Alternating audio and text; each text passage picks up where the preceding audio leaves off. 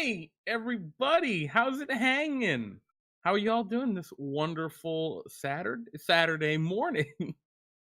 Ugh, I'm not doing super hot myself. I had a trip to the DMV today, which was unproductive. It's always a bad time when you go all the way to the DMV and you wait in the line and then nothing.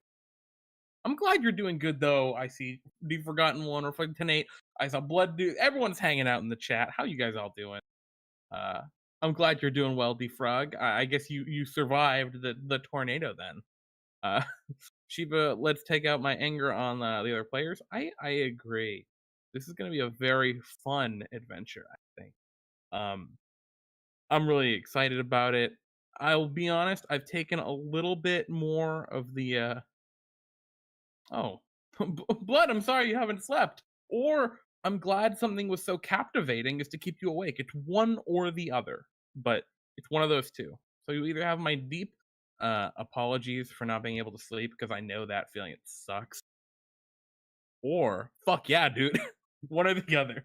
Um, but yeah, I've tornado. Oh, I meant the hurricane. I'm sorry, Frog. I'm so dumb. Yeah, I absolutely meant hurricane. Hurricane Mike. Wow. Oh boy. There are hurricane tornadoes. Boo, we want Pete. I'm sorry, Adrian. This is all you got. I'm gonna kill Pete. Not like Pete himself, unless Pete plays himself as a D&D character. That'd be weird. Uh, anyway, yeah. Welcome to D&D time behind the scenes, everyone. Just kind of the spiel I got to give at the beginning every time. This is a fun little stream. It's a lot more casual than usual. There are no points gained for watching it currently. We might be changing that in the future, but it doesn't really matter. At the moment, there's no point gained for watching this. It's just hanging out and contributing to building the one-shot adventure that folks are going to have to tackle in tomorrow's episode of D&D Time Dell. Should be pretty exciting. We've got a special guest, Fluffy, aka Psychopath 23, will be joining us as we're slowly bringing in some of our older players to guest star. Um, but yeah, I'm really excited. It should be a lot of fun, and I'm pretty stoked about this idea, this kind of concept. Um, so before filthy casual streams, that's me, Adrian. I'm a filthy casual. I am a filthy casual. But I digress. I'm gonna take you all on a history lesson. I know it's Saturday. It's not a day for learning, but um, I think it's Dangerous Bacon's not gonna be around this week, Sheba. But I'm not. Well, yeah, it's Bacon. Bacon's busy this week. I don't remember exactly. Um, but a trip down history lane here for Dungeons and Dragons. Ugh. Uh, a long time ago, back in days of yore, there were weird, like, adventures weren't all super serious. You look at like Curse of Strahd, for example, um, as like a very serious take on Ravenloft. But even that has some real goofy parts in it, especially if you like look into like the crypts and the names on the crypts down below Ravenloft. I don't want to get into too many spoilers, but there's some goofy kind of stuff in there. And way back, and I'm sure actually with the upcoming Waterdeep Dungeon of the Mad Mage for the Undermountain expansions coming out in November, I'm sure there's going to be some real goofy shit there too. Um, but a long time ago, when you would go on adventures and you have no idea what the adventure was, some of the modules would just be like really weird. Like you'd go up into the mountains and you'd find a crashed spaceship and there'd be like alien blasters and stuff, and you'd have to fight aliens. Or you'd be, wandering around a dungeon and you'd find a portal and you'd go through the portal and it would lead you like onto the wing of a Boeing 747 and you'd be fighting on the wing of a plane, just kind of flying through wherever the fuck it is, just in the air, in the atmosphere. Um, these are like that's an actual like adventure. I think it's from Return to the Ruins of Greyhawk. I don't remember exactly. Not the point. Um, these are some fun, goofy adventures that like used to exist and used to be like published things, and I kind of want to go back to that a little bit. So I've got a history with a very specific monster that I really love. It's been a part of my life, my whole life. I've always loved this thing. When I was a wee youngin, I would watch the old reruns of the old 1950s and 60s television productions related to this monster. And if that isn't enough, combined with the little hints I maybe have been subtly giving throughout the last week, uh, I want these players to fight Godzilla. I want them to fight Godzilla. And I think that's going to be a lot of. So at the end of this adventure, kind of for the big finale, we're going to whip up some classic Godzilla monsters uh, as, oh, forgotten one's asking Godzilla, why not Gamera? Well, the forgotten one, I think we're absolutely gonna have King Ghidorah, Gamera, Godzilla, and Mothra all show up in this adventure. Um, because we're playing at level 19, these guys are gonna be absolutely out of this world powerful. And so are the monsters. And what I really want to do is I want to set this adventure up as kind of a two-part thing. My vision as it stands, and of course, I'm coming into this with a bit more of a vision than usual, because we need to have some structure so we can play around with the creatures a little bit more, and the environments. Um, okay, we can't go too out of the. Yeah, we. I think we want to keep it to a smaller grouping of monsters and just really emphasize them. At least that's my feel. But what I want is I want this adventure to be broken up into two real parts. My first thought is they're in whatever fantasy world they're starting in, which is just fantasy land, whatever they decide it is, kind of arbitrarily. And there needs to be something which draws their characters specifically to these ancient ruins. And in these ancient ruins, uh, they find all sorts of horrible, aberrant creatures that are maybe protecting a rift between the worlds, between realities. And traveling through that rift, that's how they end up in Tokyo City to fight Godzilla. So, uh, I don't know if we need a minion army, but maybe. But yeah, that's kind of my thought. I'm really excited. I want to see them fight Godzilla. I love Godzilla. Um, but yeah, I think it's gonna be a lot of fun. It's why not have King Kong capture Princess? Well, you see, I kind of was thinking about that, and then I thought, you know, King Kong is kind of its own adventure, right? We are aiming for like a 4-hour one shot here, and I don't want to immediately be like, "Whoa, we're fighting Godzilla!" just instantly. Um, I kind of want that to be a sudden like, "What?" I want that surprise of suddenly you're in Tokyo fighting Godzilla. Um, and so I think we can get that by kind of giving them the kind of false flag, right? This red herring of the ancient temple and the aberrant monsters that kind of are guarding the portal. At least that was my kind of feel, right? I want that kind of sudden, like, okay, we're fighting. Okay, um, let's see. Why not have some particular shrine maidens that need to be sought out that might be found at these ruins? Um, that's a very good question there, Blood Deuce. And I think if I were running this for a longer form one shot, abso-fucking-lutely. I would definitely do that, especially if this were going to be like maybe 2 or 3 session kind of deal, or maybe even more than that. They'd have to go find the shrine maidens and get the different parts to activate the portal. And it would make like a lot more sense, I think, doing it that way. But with a 2-hour one shot, I mean, you got to consider like a combat encounter when they're again with level 19 characters is gonna take time. It's gonna take half hour, 45 minutes. It's not gonna be um, a cakewalk. So even if we have just 2 combat encounters in the first segment before we get through the to actually fighting Godzilla and the other monsters, um, Shrine Maidens are a big part of later Godzilla. See, I'm not familiar with later Godzilla. I know very, very early Godzilla. Uh, but to a stranger will they run into the remains of the fallen Comic-Con center. I don't know. I think I want to keep it like I don't want to go too deep into the lore because I don't want to lose them on it. If they aren't as familiar.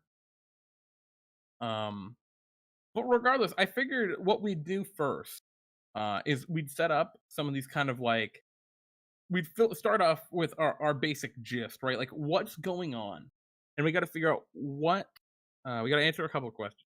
What is drawing uh, our heroes to this ancient place? And we need to kind of answer that question. I mean, as my kind of preliminary guess, maybe it's like uh, distress signal of some sort. The ruins are actually the end of an old subway system that just happens to lead to Tokyo. I mean, like, if you could. I was kind of thinking they would be gigantic when they were in our world. That like the player characters just are also huge. But I mean, we could do that way too. It'd be a little different if they were like regular human-sized fighting Godzilla. That's a pretty huge discrepancy. At that point, it gets a little funky with like, I'm a barbarian. This thing is 200 times bigger than me. Let me hit it with my axe. Doesn't matter how strong you are, buddy. You're an ant. You're gonna get crushed like an ant. So I think we need them to be big when they get into Tokyo. Was my kind of thought. Um, So I was thinking, yeah, what draws in there? Maybe it's like a distress signal. Maybe it's like some sort of psychic draw or whatnot. I think we can figure out a bunch of different ways to do that. Maybe they're being teleported there as part of like some sort of game. I don't know. Like Japanese game shows are crazy. I don't know. Maybe that's what it is. They're just being brought here to fight Godzilla for entertainment. Who knows, right? They were hired, declared any monsters of newly discovered ruins. Um, we could do that. The Forgotten One. That's definitely like that's an obvious option. So I'm gonna put that on there, and we'll come back to it. Monsters out of newly discovered ruins, and I think that could work. Um, my problem with that is these are level 19 characters.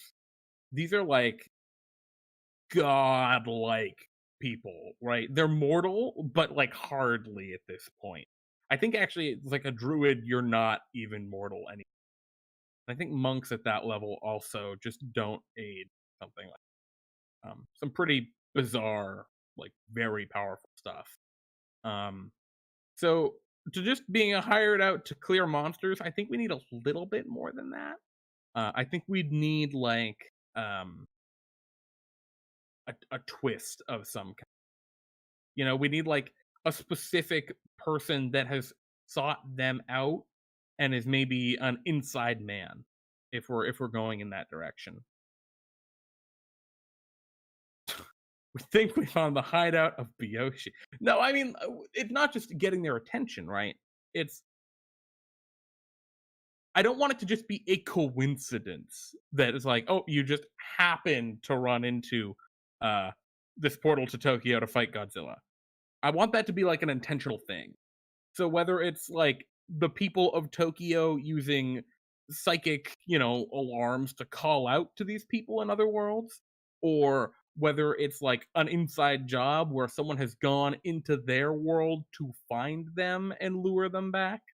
I think any of those kind of ideas will work, but I definitely don't want it to just be like, and you're accidentally in Tokyo fighting. I mean, we could do that if we want. I'm not sure. I'm a little iffy on. But it's not really that unreasonable. That would be very much in the spirit of those old, really fucking goofy adventures. Um, the ruins have scared away even a gold dragon who hired them. Well, no, I mean, the Forgotten. You're right. I mean, we could do that. We could do something like that. King Ghidorah's for Matthias the Enchanter. Unfortunately, we don't do points for this stream. I'm sorry, bud. Uh, so you can't check your points. Let's see. The gold dragon happens to be King Ghidorah's form in D&D world. You see, okay, this is kind of like, I know I'm getting off kilter here for a bit, and I know you Godzilla purist. I feel you, but I I feel like, and I know this is gonna be a little funky. I know like Mothra and King Ghidorah traditionally fight Godzilla, but I like the idea that they help Godzilla in this fight. Shrug emoji. I just think it'd be cool for the heroes to fight all these classic Godzilla monsters. I think it'd be a lot of fun. Uh, oh, that might not be a bad idea, Shiva. I like this, huh? So maybe hired to clear out monsters of newly discovered ruins, but then, uh, well, I don't know if that's the case, Matthias. I think they're just gonna kill the good guys. I'm sorry, the heroes, the players. Um, let's see, Curiosity Rover. I like this thing, actually. Uh, little robot. Uh, Curiosity style rover? Question mark. Leads adventurers to portal. Um, so actually, you know what? I think we can tie a lot of stuff together here. So I think we can kind of put all this together, right? With uh, a large power flux or magical, large magical kind of like pull or detection or flux pulse, something like that. Pulse was sensed from previously undiscovered ruins. Discovered ruins. PCs go to investigate. Uh, Perhaps there'll be great power there. Be great power there. At the very least, it must be kept out of others' hands. We'll be a little ambiguous there. Um, yeah, we're gonna just put a quotation marks on magical pulse. Obviously, this is all technology that creates this wormhole. Um, let's see. And so they go to explore the ruins. Uh, as PCs explore uh, the ruins, they see signs of planar rifts, damage to the fabric of reality, and meet an adorable little robot friend who tries to guide them deeper into the ruins. I think this is a really cool idea. Um, I like the little robot friend. I like the fact that you're right, Frog, that they're just kind of here with the promise of magical power. I think we tie both those things together here, and then it kind of, yeah. Of course, the robot only talks in beeps. Uh, only talks in beeps. Now, do we want this to be a walking robot or literally like a little rover? I mean, I'm cool with it either way. I think it's pretty rad. What do you all think? Let's see. So we get rid of the monsters part because I don't like it's just like go kill these monsters at level 9. But I do like the super powerful magic. I think that was a cool idea. Uh, it's your little hover device. Oh, Wally R2D2. I kind of like all of these ideas. So maybe it's got like a hover mode. And it's kind of like Wally plus R2D2. I'll remember that, and then that can help to determine like what it's really going to look like when I describe him. Um, oh, it's adorable. I like you, floaty boy. Wally plus R2D2. We'll just put him like that plus floaty, and yeah, we'll come back to that now. We'll come back to that shortly, I think, when we're like flushing it out a little bit. So I'm into it. I'm liking it. Um, I'd kind of pulled a few aberrant creatures. So I think the first thing that I really want to make sure we hit with this is we get the false flag, right? Of, oh no, this is a planar rift. You're fighting aberrant creatures, right? I want that to be in there. But I don't want the normal kind of intelligent monsters. Oh, I like this. Actually, we're just gonna start taking notes on little robot friend. Robot friend. Lights change with colors. Excellent idea, Matthias. Uh, only talks in beeps. Does he boop or does he just beep? You guys let me know. I keep saying he, but the robot, this genderless robot companion who is our friend. Um, lights change with colors. That's not what I meant. I meant light colors change with emotion.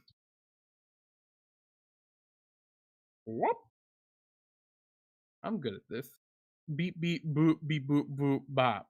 Oh, beeps and boops with occasional bops.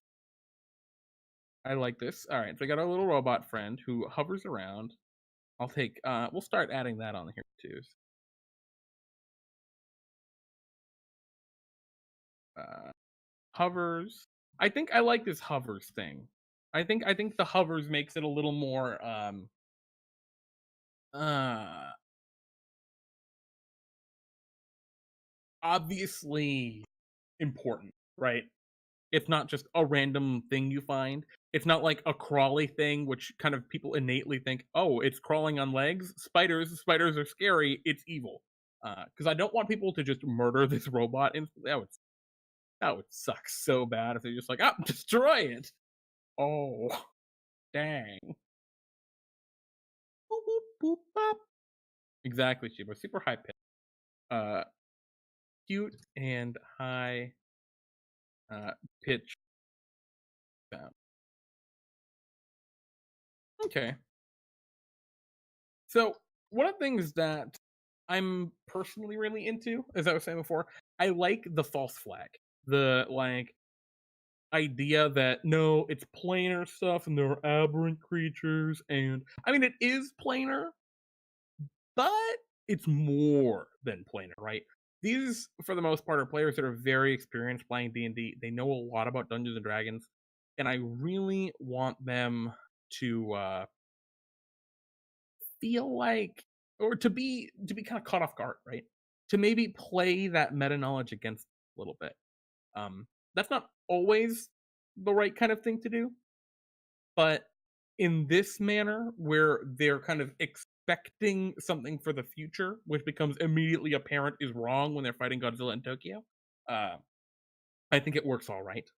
Because I think they're going to be expecting some like massive, aberrant, like old god style monster after fighting like some slods and like beholders and stuff, right? They're going to be expecting some like elder god thing, and then it's well, it's Godzilla, which is very much not that, very much not tentacles and psionic stuff. Uh, OTU could be a strange aberration for the portal. Uh, robots secretly super OP. I don't know. I don't think it's super OP. I don't think like it could trash them. I mean, they're level 19. If it could trash them, why would the robot be here, right? The robot would be in Tokyo killing Godzilla.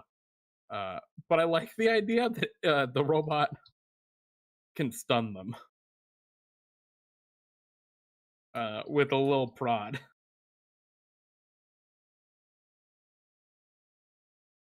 I like that it's just like like they just get stunned for a round. Uh, oh yeah, of course. Immune to magic. Absolutely, our little robot friend. Um, so does this robot? Here's a question I've got. Right? No, I don't think. No, no. The Godzilla is the boss. Be funny. Godzilla is the boss. Um, let's see. I think you're getting a little bit ahead of us, Frog, with the OTO right now. Um, but let's see. Robot friend, immune to magic. I think that might be enough for him, or for it rather. Um, so I don't want to get too carried away on it. Made of technology, robot's the boss. Hmm. What if the robot is a god or powerful divine that has limited itself with the goal of helping the character? Yeah, but why? Just for the yuck of it? Just to troll them? I mean, like, we could do that. I think there's enough going on in this adventure without that, but like we could. Um like I think having that kind of stuff like a trickster god kind of deal, like a Loki or a whatever, is cool. I'm just not sure. There's already some weird shit that's gonna happen here, guys. No, it's all good. It's all good to run ahead, man. Gets exciting. Um, we could have a bunch of different types of creatures. Yeah, we definitely could. We could have a ton of different monsters if we really wanted to. Um, let's see. So we got our robot friend. I think robot is here because it's programmed to be kill, programmed for the master's resting place if you want to rest. Yeah, maybe. I don't know. I thought the robot, and maybe I'm getting caught on my old idea here, but I thought the robot was going to be the one that leads them to the portal, which will end up taking them to Tokyo, right, to fight. So I assumed the robot was sent in by presumably the Japanese to to get to get people to help defeat the monster, to help defeat Godzilla. Uh, yeah, exactly. I'm with you, Shiva. Please, little robot, find help. It's like the 343 guilty spark kind of thing, right? I'm not actually familiar what that means, Matai. Let me Google that very quickly. See what that means. Right? To the all powerful Google machine. Uh oh, I see. I imagine it a little less advanced than that, but yeah, I mean that's kind of the shtick. Yeah, I understand now. I didn't recognize it by name, but I know what you were talking about. Um, yeah, I think like I don't know. I think that works. Um, so all right.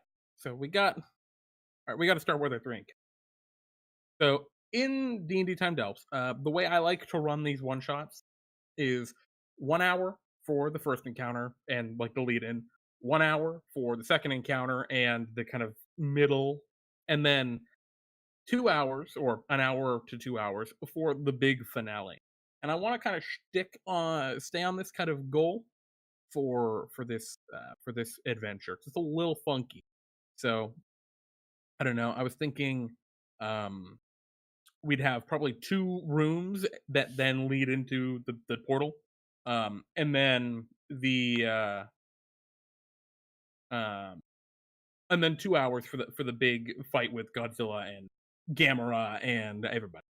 Um, so so I think they'd find the robot like immediately at the end in the very first room. But I think let's start trying to put together room one, and then we'll come to room two, and then Tokyo. So let's start putting together what these rooms are gonna. Oh, I'm sorry, you probably can't read this because it's so small. Let me zoom in so it's like legible for you all. Boop. Sorry about that, everyone. Let me know if I make it too big somehow, but I think it should be a lot better now.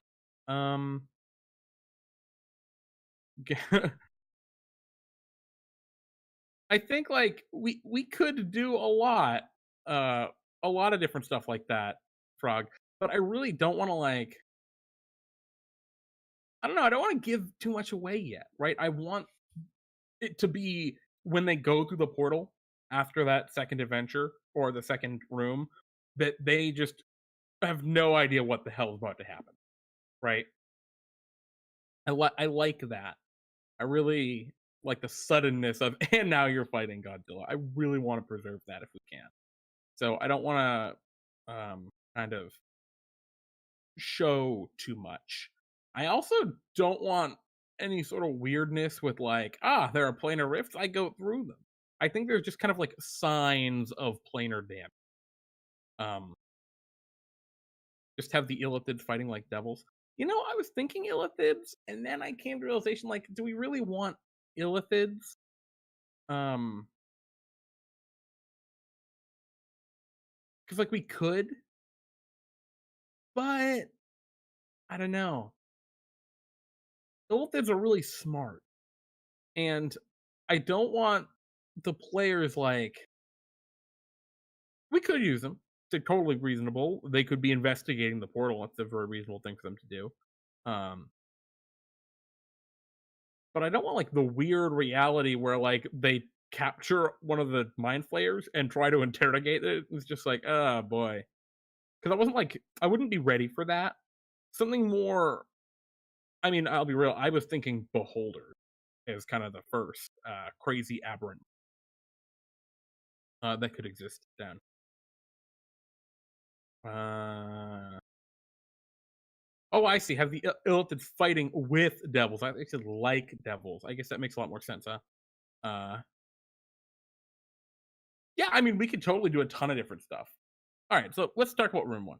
What do we want room one to look like, and then what is it? So obviously, uh, damaged by planar rifts. Um, I like this idea, Shiba. Illithids fighting. I see now that I read the word with instead of like it makes a lot more sense. Fighting against uh, devilish. All right. So, what else do we want to have in this room? What do we want it to look like? Do we want it to just look like a ruin? Do we want it to look like some sort of scientific facility? Do we want it to? Uh, I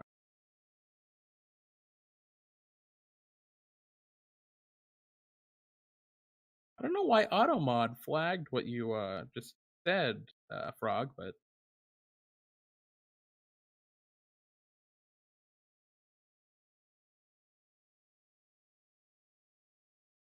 hmm.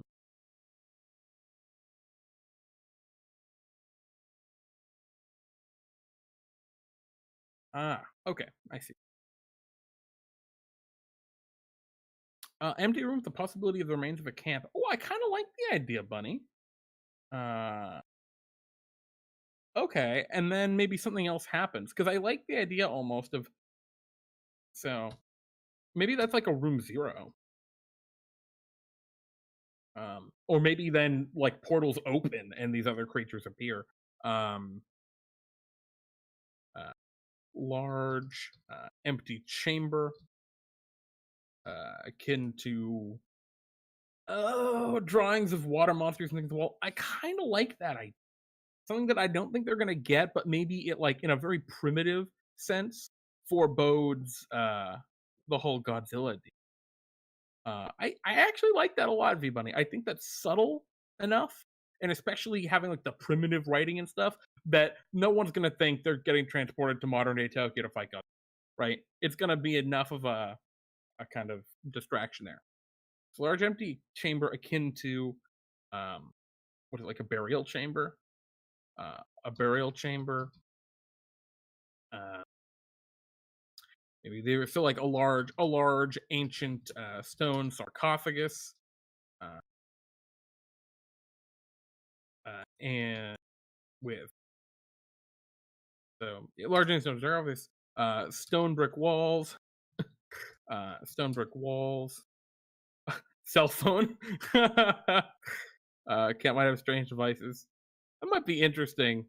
Um, do I want to put those in there now? I think maybe they find those later on.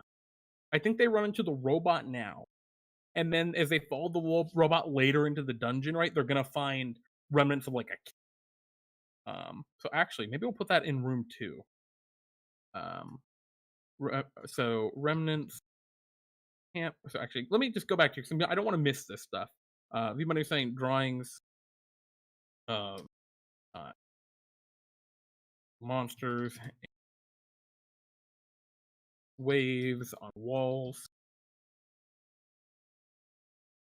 primitive vibe. Nothing remains in sarcophagus, but dust.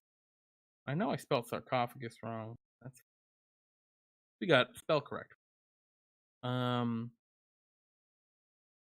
remnants of camp of some kind.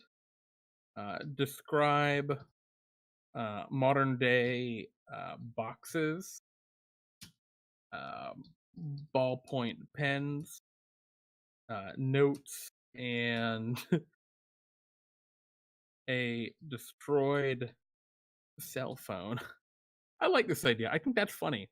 And actually, maybe like maybe this is where we have the humans, uh, but their skulls are all cracked open, uh, and then we can have illithids.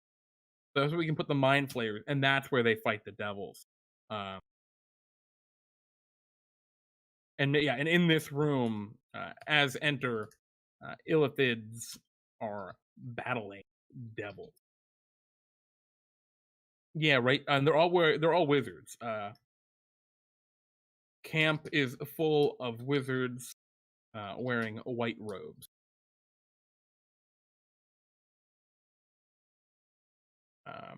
So we're gonna give them a red herring. Robes are similar in style to um, maybe like formal wear in city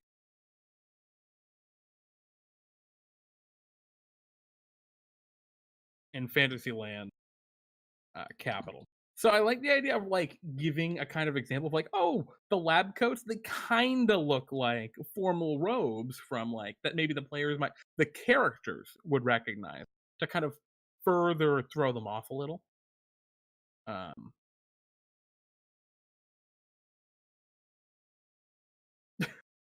no, I don't think they understand any of the characters. So actually, let's write that. Uh, special symbols on the breast, the right breast of the robes, embroidered, but you cannot. Uh, well, you probably can't understand them, right? You cannot decipher them.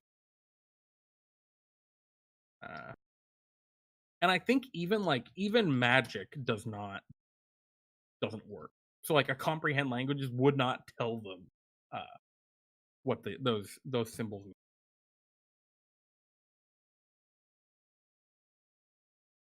Look. Uh, Kinda like character.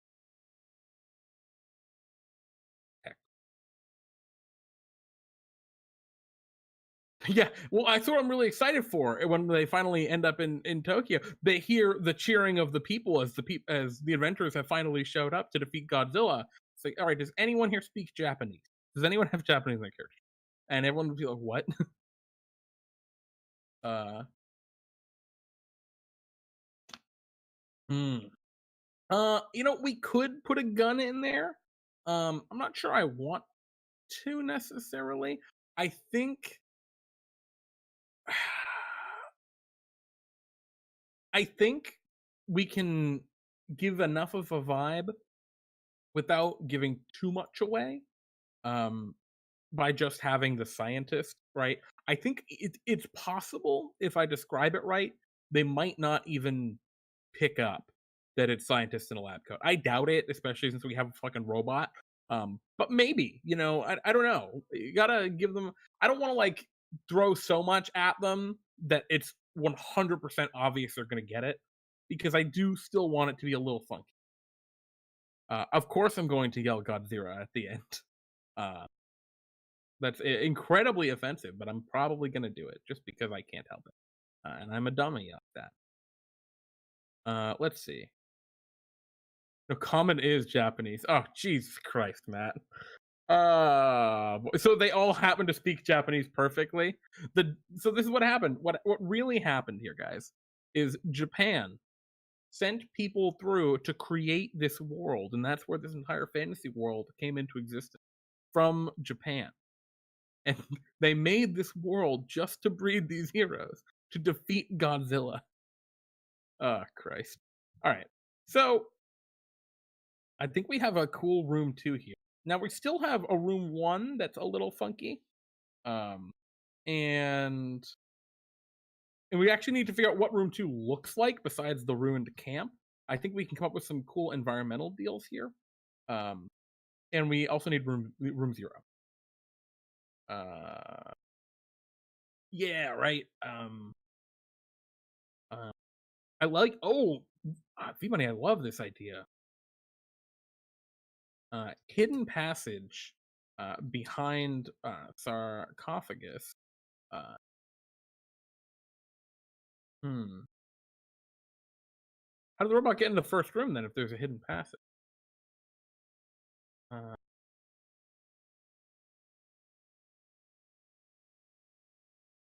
hmm.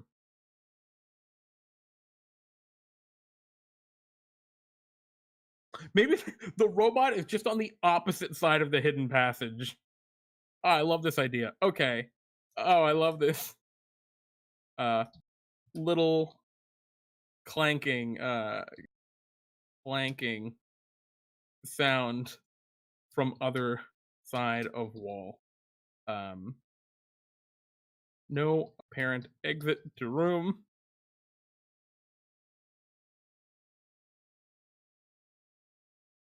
And that's how they find the secret door. This is they hear it. Yeah. I like the clank, ching, kang, clang. Uh, this is how they find the secret passage, and meet robot friend. I love this. Robot's trying to get through, but the door is closed. He doesn't have good arms. He's got tons of robot arms. Um, and beeps and bops, as well as beeps and bops. I don't think he's booping. I think he's beeping and bopping while he's trying to get through the wall. So we have that's room 0. I super dig room 0. I really like the kind of like I think that's going to be a nice dramatic like setting, even though we're going to immediately goof it up with the silly robot. I think it's going to be all right. I think it's going to set a good tone. Um and that'll lead into room 1. And that's where the first real fighting I think is going to be. Is there anything else we need to actually write about room 0? Large chamber akin to a burial chamber, ancient stone sarcophagus, stone walls, depiction of monsters and waves, very primitive vibe. All right, I think it's fine. Pokemon station. uh, I don't. I don't know about that one, Dice. I was thinking, like, what if I just use exclusively anime opener soundtracks for all the battle music and just say the robot plays them? But that would be just, I don't know.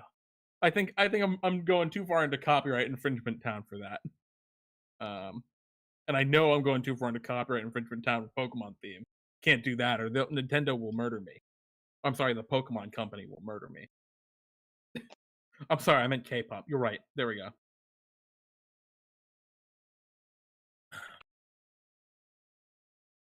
Oh, I love that idea, Frog. Let me go down to where we have Robot Friend. Um, uh, looks like something that a gnome could have made, or a large number of. Okay, so, or rather, a large number of very well funded gnomes. Because I think that's the idea, right? It looks a little better than like a gnome. Because I imagine gnome stuff is super cobbled together. That's just me, but so I love this kind of room 0 intro. Meet our friend the robot. Go into room 1. We can actually start getting You can just play any music you want. You just say the robot playing it. It's well, no, it's a copyright infringement that I'm worried about, Chiba. It's not the music. Uh, how many gnomes does it take to build a robot? I don't know, like 12. It takes 12. Um, room one. um, do we want this to just be like a ruin, or do we want it to be like a different environment entirely that seems to have just appeared or fallen into here from another plane, right? The second room looks like the upside down from Stranger Things. Black tentacles everywhere and small. I think you're saying frost. Small to enter. Oh, rift. Too small. Um, I don't know what the upside down is. I've actually never seen Stranger Things. Sorry. Um, but I kind of like the idea. So maybe it. I think we can kind of put some stuff together here. So I think if we combine what you said, V Bunny, and what I was thinking, we can come up with a really radical idea. So maybe, um, very out of place, um, with obvious signs of magical mishaps. Um, Large swampy area, uh, but it's frosted and frozen. Uh, Small planar rifts still visible, scattered out, uh, and black. Are these like physical tentacles, or are they more like ethereal black tentacles? Uh, Tentacles can be reaching out. Then a massive black stone obelisk stands in the center of the chamber with ancient primordial etchings upon it. So I super dig. This sounds radical. If you guys get more, hit me. Um, a converged reality room for room one, two reality fusing as one. I think we could definitely roll with something. I think that'd be pretty sweet. Um, so right now I kind of picked swamp kind of arbitrarily because I think I really want to stick with these aberrant monsters, and I think the slod would make radical creatures to use in this fight. I really want it to kind of slowly build. So I think Slod would make a good enemy, but maybe we could, like you were saying, combine that fused realities thing. What are some cool like? Because I like the idea of the frozen swamp. Um, oh shit, I love that. I'm going back to these tentacles for a second because everybody is saying uh, can be seen slowly, uh, slowly expanding out from walls, uh, consuming the room like an intricate interwoven network of roots. I super dig that. That's an or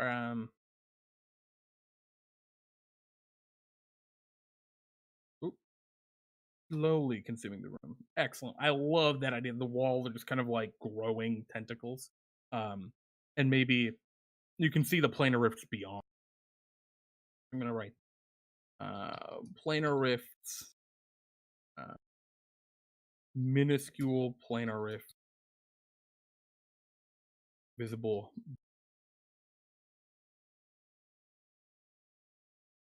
Alrighty, I'm in so far. Um, A beholder's talking with a slot and a flum's trying to figure out what's going on. God damn it. No. No, Shiva. No. Oh boy. Um yeah, let's have a manticore and I'm sorry, a sphinx and a flump just hanging out and they can be chatting. Uh, Fair travels to you as well, Matthias. Don't get caught in any rift or do. I mean, whatever really floats your boat. So room one, bad. I'm gonna add a badly to this damage. It's not just damage; it's really bad. Saber out of place, large swamp area frozen frosted. So anyway, I like the idea of a swamp plus frost. It's um like two realities slash planes have crashed together. Um Super into that. What's a cool so we have Slod as the swampy monster. What's a good like cold based thing we could use? It's not like that strong, but it's pretty tough. Um, I'm looking anywhere from like CR 8 to 14. Um, no, no, we're not doing sphinxes and flumps. We're not doing sphinxes and flumps again. We did that once. We're not doing it again. Um, so I'm gonna teleport this random chamber. Oh, exactly, Shiba. I'm with you on that. But I think Frost Giant, we could. It's a little. That's very humanoid. Not they're obviously they're giants, but I like something more monstrous, right? Floods destroy. Uh, though I don't, if I can help it, I don't want the players being able to interrogate the creatures already in here. Um, I want to kind of stay away from the super sentient things. And in the case where they are sentient, like some of the slots are pretty sentient, I want them to just be your kind of agents of chaos, or lack of a. I mean, I was thinking of stuff like Remoraz or Yeti, or I mean, we can come up with something totally different if you guys have a cool idea, or like a white dragon, right? These are things that I think would be really cool, frosty kind of. I'm gonna put Remoraz for now, um, but we can maybe come back to it. Um, because I like combining like the frost uh and kind of vibe in this. I'm trying to think, what are some other like classic old monsters? I know one of the books. I think it's Mordenkainen's Tome of Foes. Has like it has a sorting thing for monsters by region, but I've got no idea. Shiba's more preferable to the Yeti. Yeti's not too bad. Yeti's a pretty good option. The Mongolia death worm, an ice purple worm. What's the CR of a purple worm? I don't like. I mean, I'm not against that idea at all. Huh? I'm just thinking. Purple worm does a bunch of poison, right? What else does it do?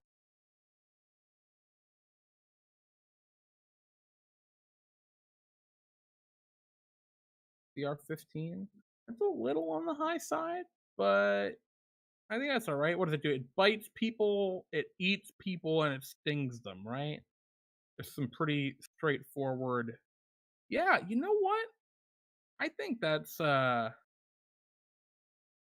gonna be something we can roll. I don't think it needs a vulnerability. A lot of things that like live in cold environments actually have a resistance to fire. If they aren't, I mean, they're one or the other, right? A lot of times they're either resistant to fire or vulnerable to fire. Um, it's kind of a toss up. But you know, I'm gonna write that. I'm gonna put this Mongolia Deathworm. I don't know if we want to use the word Mongolia. I guess there's maybe fantasy Mongolia. Uh, you know, from the tundras of fantasy Mongolia. Obviously, they all are aware of the Mongolian death. Yeah, I love this idea. Okay. Uh, and actually, so I'm going to take these slots. I'm going to move them to below the Mongolia Deathworm. Uh, and the Slod are like trying to survive. I think that's an excellent descriptor here. Maybe they're like hiding up on um, frozen trees or something. I mean, what else is in this chamber, right? So we have swamp, right, and we have this big black obelisk that I had kind of described. Maybe we don't need the obelisk. I just kind of picked an obelisk because it kind of ties in with the slot a little bit with their summoning things. They're just all on top of the obelisk, just in a bundle. Right. I think we'd have one up there, and that'd be pretty funny. It's just the only thing visible when they enter the room. Um, uh, okay. So hiding up in frozen trees, and one on top of the obelisk. I dig it. You can call it the Raging Tundra Worm. Oh, I totally could, but now I want to call it the Mongolia Death Worm. I love this. I love the tundras of fantasy Mongolia. I love the, like, I have like a very soft place in my heart for like that kind of really goofy stuff like that. I mean, like the deserts of Alabama, in the land of D&D time. Those kind of things really make me happy. They're really funny, I think. Uh, yeah, right, exactly.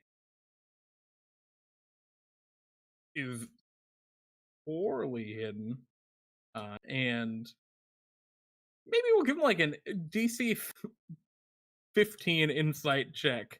Terrified. I like this idea. Because there's a chance that they just attack it. They don't even bother to like try and figure out like why is it up there on the obelisk just sitting there, you know?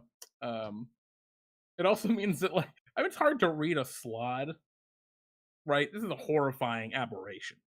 Um, so I'm super into that so far. I really like this room one. The Mongolian tundra worm. Ooh, okay, I like that. Well, I don't know, man, because we're gonna say it's from the tundra. I don't think we need to give put it in the name. Uh,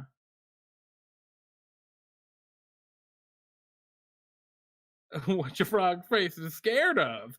World shakes. Purple worm. Anyway, awesome. So room one, pretty awesome. I really like that. I think it'll be a really nice immediate swap over from room zero.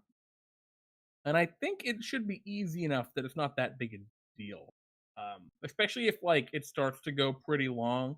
It gives me the cool option of having the purple worm eat some of the slime. Um, let's see room two. So we said that this was damaged by planar rifts as well. Damage is not so bad, I think. Is not so bad. And so as they enter, illithids are battling devil. But here's the thing.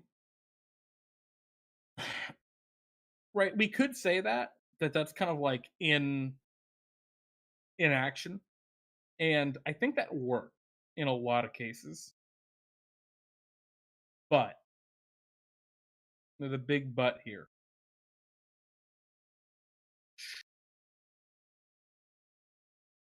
Like, see, here's the first issue I have. They're talking, right? They're communicating, and that wigs me out a little.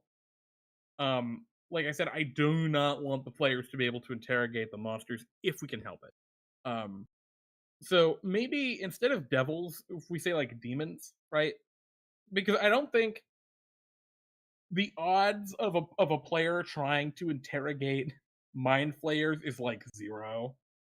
Um, I mean, it's possible they might do something weird, but I think it's really low chance.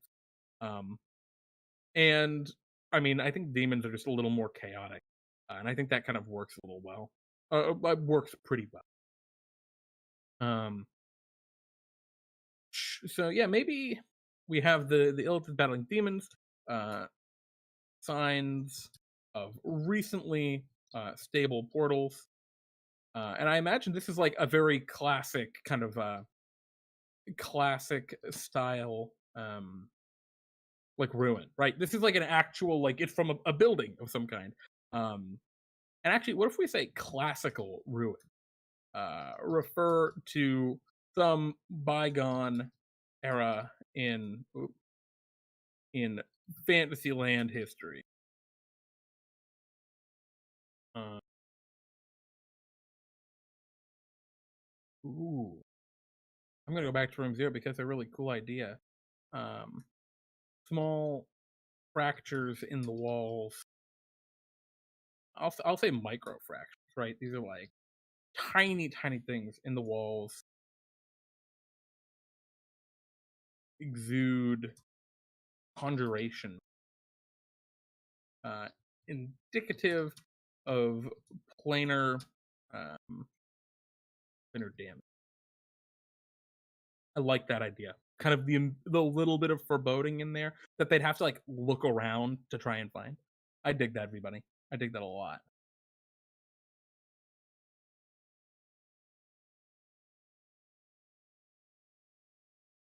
Why would we have that image though? Is the question, Frog. I see what you're saying. I just don't understand why you're saying it.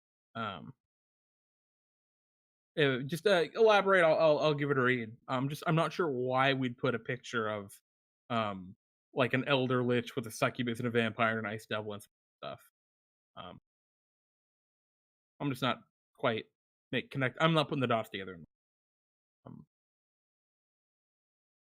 so let's see. We have the damage in this second chamber is not so bad. Oh, it's an anime. That's see. I don't know anime. I'm not good at this. Uh, oh shit. Oh, that's pretty good. Huh.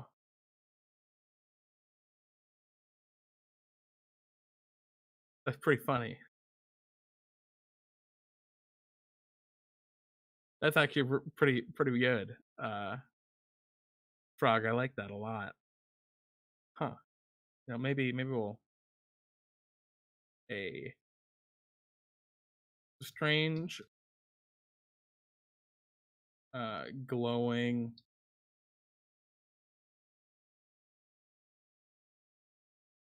iron tablet depicts. There we go.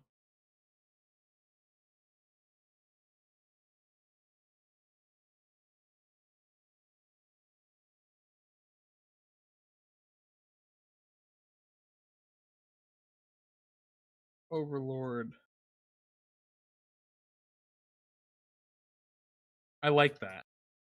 Just one of the scientists, is watching anime on their tablet, and um. Oh, you know what? I'm gonna call this a mithril tab because I like the idea that like mithril in Fantasyland is just aluminum everywhere else. Oh, I was trying to correct mithril. Stupid thing. So we have our illithids battling demons. I dig it. I was thinking the portal's just kind of open. I like that a lot better. Um, as PCs enter, uh, they feel a like an almost magnetic pull on their magical items, and rifts open up. So I think that's cool. So like their magic items kind of cause these rifts, these portals to open up. Uh, Spewing forth. What do we want to have? So I was thinking originally like a couple. Okay, I had a couple of different monsters planned. I had looked at like the Star Spawn from Mordenkainen's Tome of Foes. I thought they would be neat. I had thought about like beholders as a core kind of enemy to use, just because I think they're fun, um, and players are terrified of boulders. Um, but I think illithids and demons are pretty cool. Um, well, I think there's actually like right. I think at the end of this, we get signs of recently stable portal go out of the way. Uh,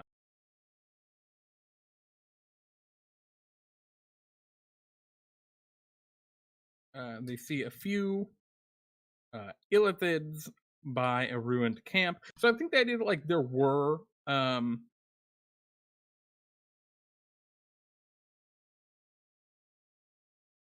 so as they approach, they see a few illithids by the ruined camp. The illithids killed the sign. And then as they enter, they feel this magnetic approach, and maybe that's where the demons kind of into the room. Um, oh, a bunch of intellect devourers and cranium rats. Jesus Christ. Sheba. Rude. You guys are brutal. I don't know if we want cranium rats and Jesus and intellect devourers. Yikes. Okay, you know what? Sure, buddy. Man, a few illithids, uh, and intellect devourer. Uh, God, they're just gonna meteor swarm the room. Oh boy. All right. Maybe a single succubus paired by the portal get distracted by the tap. Jesus. Sure, sure. All right, Frog. No problem. Let me go down to the tablet here. I'm gonna put a double asterisk on it. Um, demons and a single succubus, which gets distracted immediately and goes over to the. There we go. There you go, buddy. Yeah, the cranium rats were all eaten by the intellect devourers. Exactly. There we go. I don't want to put cranium rats. The thing about cranium rats is they're scary, but they're scary because they dominate you. And when you're looking at domination, paralysis, those kind of things, that can suck. I'm a little. It's not fun to play when that happens. Now, I don't think that's going to be a huge deal for this party. I know a thing or two about them. We have a barbarian and 3 high-level spellcasters. Um, so no, I'm not doing that shit. That's horse shit right there. Um, let's see. All right, so we have the idea for the room. It's a very kind of classic room, but I think at the um, far end of room in chamber uh, beyond broken stone doors, um, and I think they're like kind of collapsed into dust. Is the source of the magical disruption, an ancient and powerful portal.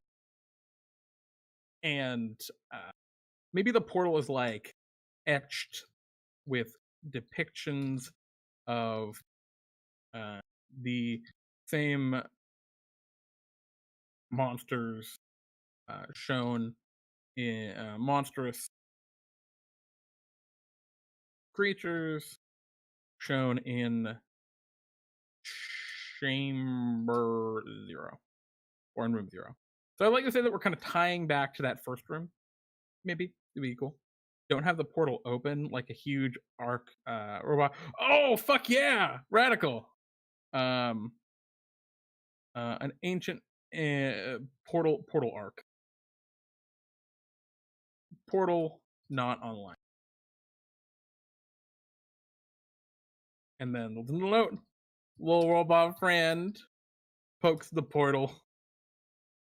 Uh, pokes the. What does he do? Have the. Yeah, little robot can do it. Robot friend takes out a lighter. We're gonna Minecraft this. Flicks it in the opening, and the portal turns on. Yeah, whatever. It works either way. I think it'll be fun either way. Little robots with lighters is like a thing. BB-8, why you do? All right, so this is a lot of text at this point. We've put together quite a bit here. I'm super into it. I'm really digging this. So for the most part, let's actually go back because there are a couple things we need to flesh out. So room 0, no enemies. Cool. Just got to set it up on Roll20, get it to go. Dank. Room 1. Bro player. Never ever be sorry for being late to D&D time. You do you, bud. I cannot blame you. I love Halloween. It is an amazing holiday. Welcome to the show. I'm glad you could stop by at all. Uh, robot acts as a battery tool. Yeah, the robot turns on the port. We got it. It's all good. We don't need to flush that out anymore. We don't have to like come up with any rationale for why that happens. It just does. Um, we got room one is badly damaged by rifts. We have our Mongolian deathworm, which is not Mongolian, Mongolia, which I like. Which is just an ice purple worm, and the slods they have to battle in room one. That'll actually be a pretty scary fight, but I think they'll be. Room two, super damaged by planar rifts. They see a few illithids, think that's the whole fight. And their items set off the portals, which spew in demons and a succubus. But the succubus is non-combatant and has no idea what's going on. Just super into the anime. Let's figure out what these demons are. What kind of monsters do we want to have them fight? I don't want this to be too hard. Oh, we can make it as hard as we really want, can't we? Like, what do we want? What kind of demon? I don't want to go like demon lords. I think we'd be going too far with that. I also don't want to go so far as to go like, oh yes, a Baylor appears, and yeah, because that's. Oh, we could do a Baylor. I mean, that's pretty tough. I would do a Graystra, but we've done that one before. Yeah, fuck it, let's do a Baylor. Baylors are cool. Okay, so let's start describing the Baylor, and maybe what are some lesser demons we can throw in with the. Worst case, the Illithids and the demons fight each other. Oh, I think the Illithids are trashed. I think they're gonna get wrecked. It's a fucking Baylor. Dude, Mindflayer are gonna get wrecked by Baylor. And maybe you know what else would be cool? Maybe like Yoklal. I like Yoklal. They're scary boys. And they really fit this like weird vibe. And Yoklal have this cool thing where they can turn into mist and just fly away. So like that's always like a good kind of backup, right? Is like, ah, well, this fight's going on too long. Turn into mist and fly away. The uncommon demon. Yeah, I mean, like, how often do you see Yoklal, right? I'm gonna put that on there for now. I really like Yoklal. A swarm of dretches and veins that just all die. Yeah, maybe we can create like a swarm of dretch, or not dretch. Yeah, swarm of dretch. Actually, I like that idea, and we can come up with what a swarm of dretch really is. Mechanically, I can't really think of too many more. There are definitely more like exotic demons, but I don't want to go too deep into it. Like I know there's the Rock is a rarely used demon, but we're getting to low CRs when we get to that point. I think we can call it with those guys. Go with ones most people don't face. Yeah, no, exactly. I mean, who the heck fights? I mean, I think everyone's heard of a Baylor, right? It's like a Balrog. Everyone knows what a Balrog is. How many people fought a Baylor? Like nobody. No one fights Baylors. They're terrifying. And they're really like they're unusual too, right? Because they're demons, but they feel like the kind of demons that like work for someone else. But demons don't really do that. And yeah, I don't know. I like the Baylor. I think we'll just use the Baylor. And the Yoklal. I mean, Yoklal are awesome. They're so cool. I love them so much. And we can rip them up, and then we'll figure out what the hell the Dretch are. We'll figure out like what our swarm of Dretch really look like. Dang, I'm pretty excited about this. And then, of course, for our kind of final battle, they go to Tokyo and they fight Godzilla. Fight Godzilla, fight Godzilla and friends. Since Godzilla, Mothra, King Ghidorah, and Gamera. Shusuva. See, I think Shisuva are a little low on the CR side. We could bump up a Shisuva.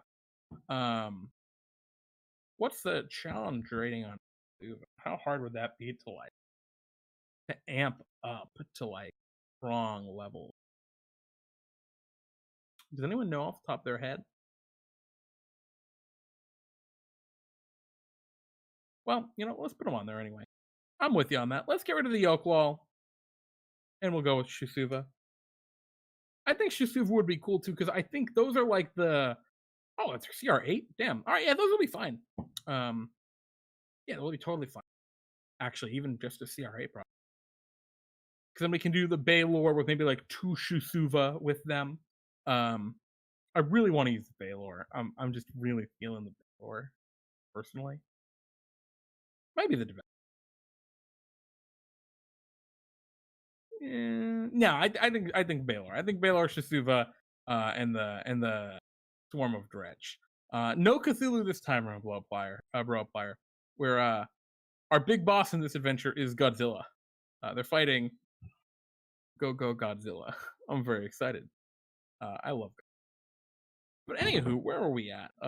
We got the Monster 2. We know what we're gonna do for room 3. So what we have to do now is we gotta build everything in roll 20. And that's about it. We gotta build the battle maps and build the beasties. So I think what we'll do is I'm gonna take a real quick break so I can run to the bathroom. And in like 4 or 5 minutes when I'm back, we can jump into setting this up on roll 20. So stay tuned. I'll be right back, y'all.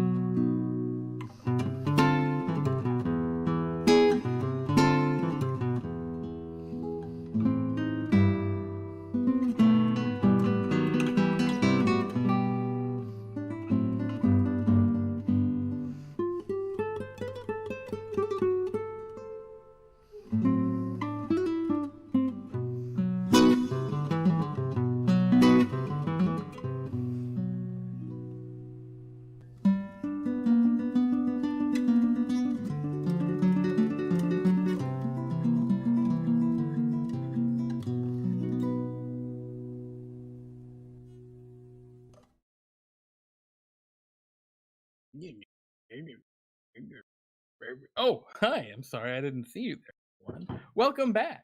Um, let's jump right into setting everything up. Uh, so in between the break, I imported some of the character or the monsters from my other game into this, so they're ready to roll.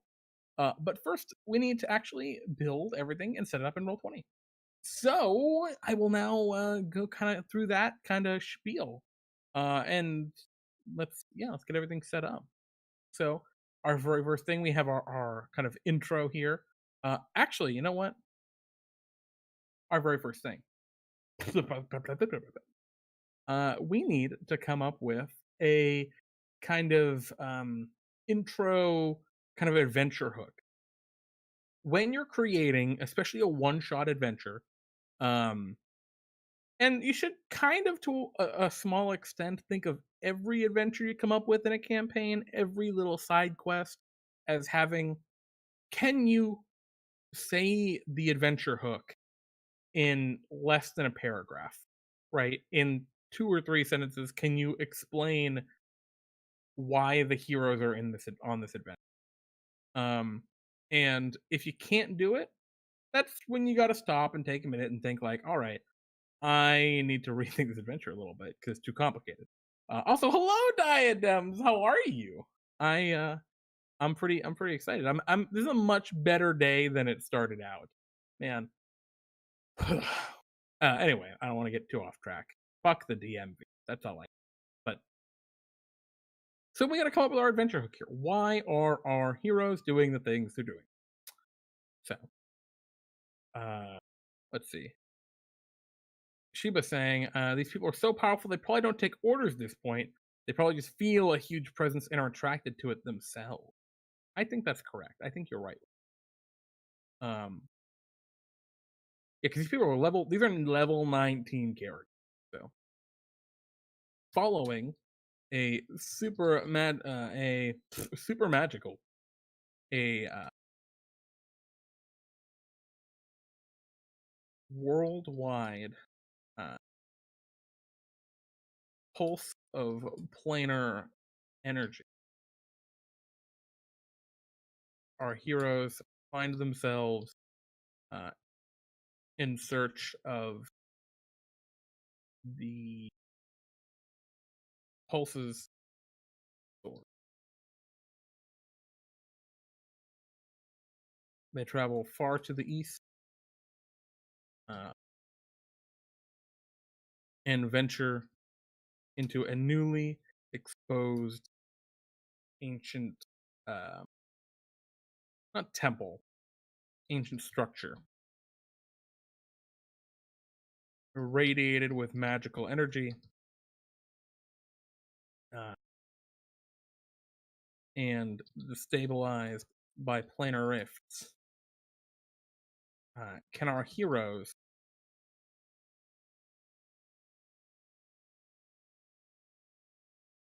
see? I'm writing this kind of like a D&D type thing, right? Can our heroes get to the source of the planar disruption and seal it once and for all? Right? Can our heroes get to the source of the planar flux? Uh, discover its cause. So I like discover its cause. Oh, unknown energy. Um, yeah, I like that idea. Ooh. It's just literally radiation. It's not. It's not. It's not magic. It's just radiation, man. It's nuclear shit. This is Godzilla here. Maybe they have some archaeologists want to explore. I mean, yeah, right. We can just say like, I think this is a good what we have. It's three sentences long. It ends with like a can they do it? And I think that is a really good adventure. It's super simple, super straightforward. Um, it gives the impetus of like what's going on and what you're going to be doing. Right, you're going to be exploring what kind of monsters you're going to be facing. Planar threats, so strange, extra dimensional. It could be anything, really, is what you're coming down to there. and where is it? And I just said a newly discovered temple to east. So it's just like super vague. Um, but if you wanted to be a little more detailed, like if you were doing something like this in an actual setting that's like established, right? It could be like deep within the Valley of Honor, right, or whatever. You could give a specific name to the place, but I'm just being real vague because it's a one shot in generic fantasy land. Um, I like this. This is good. Good for me at least. Oh, I can't make that italicized. All right. Coolio. So we know what's drawing the players. Radical. We got our robot friend figured out. We'll come to him later. Uh, the temple is dedicated to dimensional exploration. Well, that's on the nose. Um, that's something you could do. I think that is totally doable. I know if I were to run this like in a full feature campaign, and I always come back to this because it's a really easy way to tie in something bizarre like this if you really want a player to do it. Is Oop, okay. Sorry, I thought my printer was being funky. Uh, you can have the temple be like a temple to like the party cleric's god, right? Something that'll really tie them in a little bit more. Huh. I'm hearing extra noise. Let me know if you guys are hearing background noise. I'm certainly hearing it. I think they're doing something outside. But if you guys aren't picking it up, it won't doesn't matter. Um, so cool. We have our temple. We have our adventure hook. Let's start. So moving that out of the way, so I can. Sheba, you're not hearing it. All right, cool. So it's just me. That's good. I thought it was my printer exploding for a minute. I'm glad it's not. So room 0.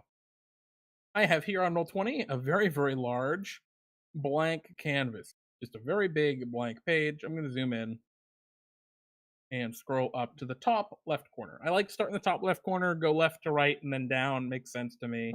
Sometimes I go like just down and I weave around, but that's how I like to set stuff up.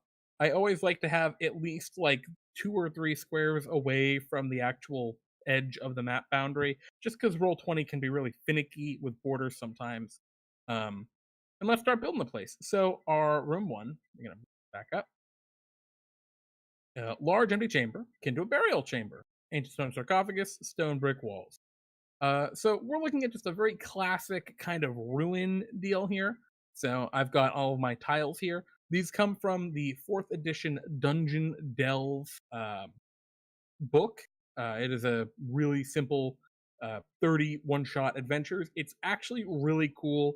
It's really easy to convert those adventures to 5e2. Each adventure is about 2.5 to 4 hours, usually in hitting that 3 and 15 range really consistently in my experience, even converted to 5e. They're all 3 encounters long, self-contained one-shot adventures. They're really cool. They're a lot of fun. um, I really really recommend the book. It's how I started playing, or how I started DMing D&D. um, and yeah, it's radical. Highly recommend picking it up, even though it's 4th edition. Still really good. And it comes with battle maps for everything, which is just neat. So I took those battle maps and I cut them out into little pieces, so now I have all these little chunks, and we can start kind of putting stuff together. So we'll start with these big doors, and this is where they're going to come in, obviously. So, whoop, or actually, I want to flip vertical. There we go. So now it actually mirrors well. So we have the big door. This is where they're going to enter into the chamber. I'm actually on the wrong layer, so I'm gonna select those, advanced. I'm gonna send it to the map layer, and I'm gonna go to the map layer. So now I'm on the map layer. I'm through it here. Let's drag some random tiles on, just a couple. And I'm just throwing these in any random spot right now, because it doesn't really make too big of a difference at the moment. And I can start dragging these to where I want them. So I think it's a fairly small chamber.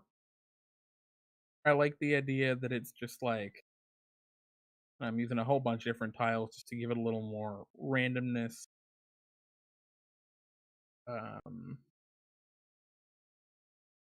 all right, cool. So a lot of bones. Looks like I wasn't quite as random as I was hoping to be uh, with the placement of these, but that's fine. So we have our little temple here.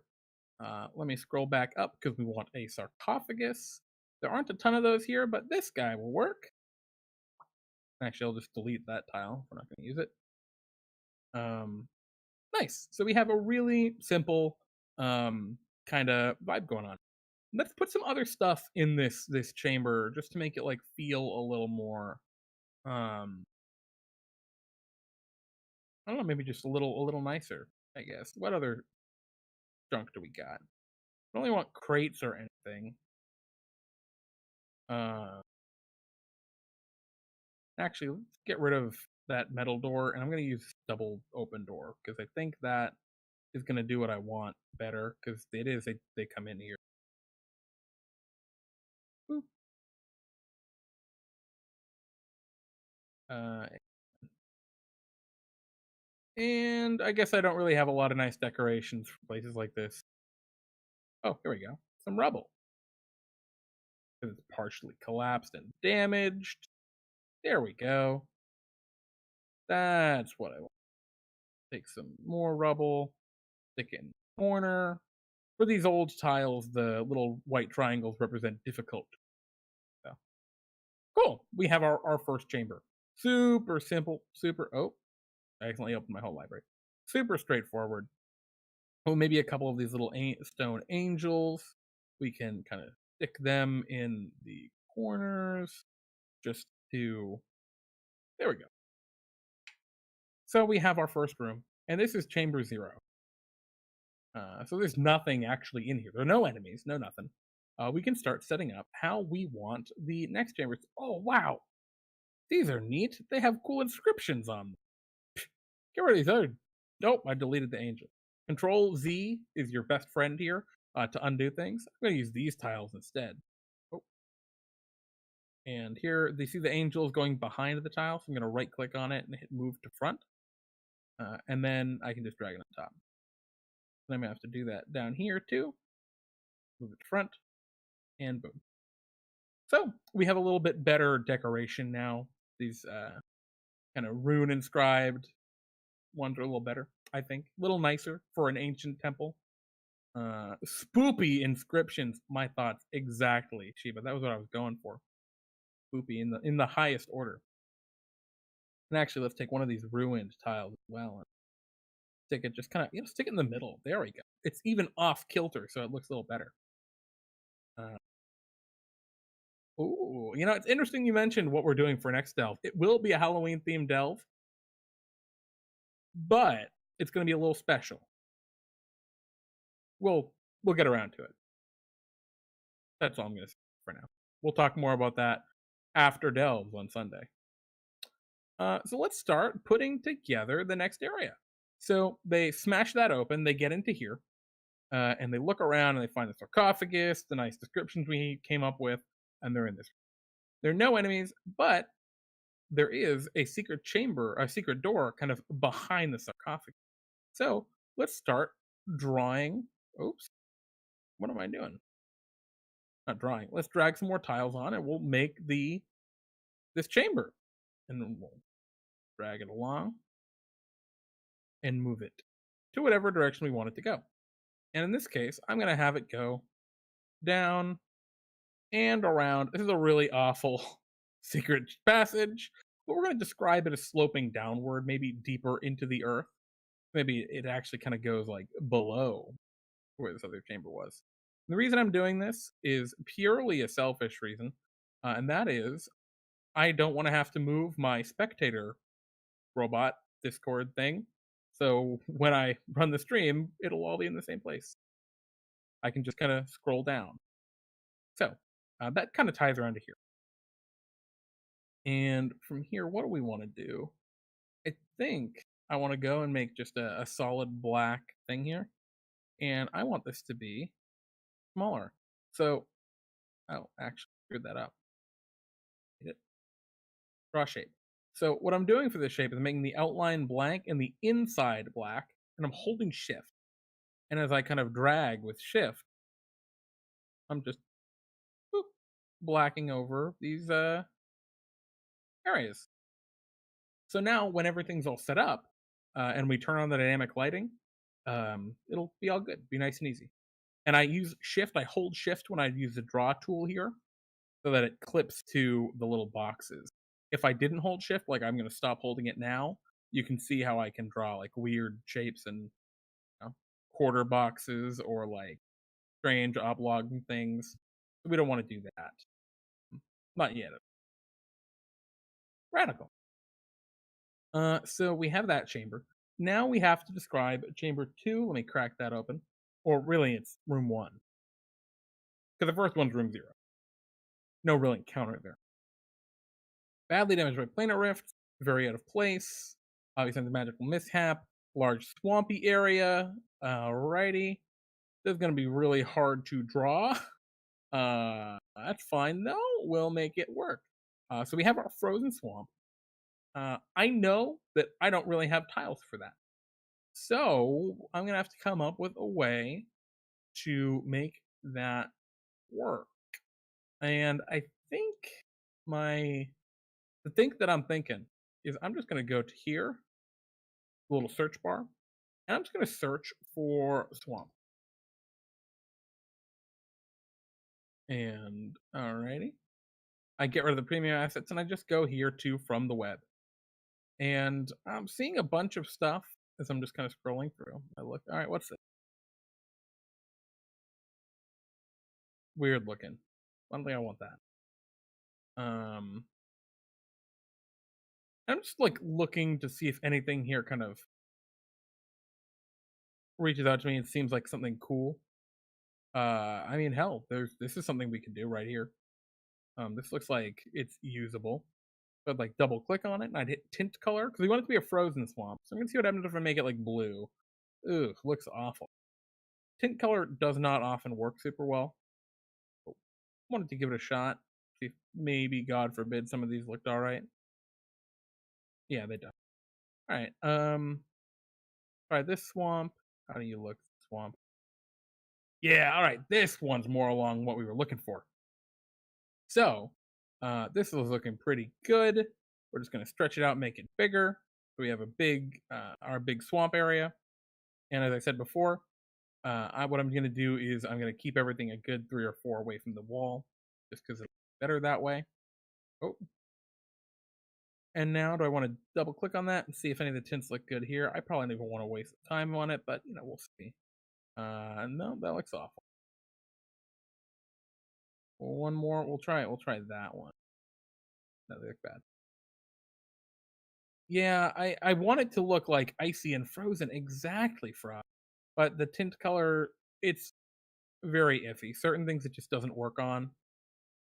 Um, and in this one, it just doesn't seem to work super well at all. So we're gonna get rid of the tint. Instead, I'm thinking, it might be cool. Search like snowdrift. Maybe this will find what we. No, snowdrift doesn't find anything. Um, we look and we have what's this is like an icy cliff. It looks like.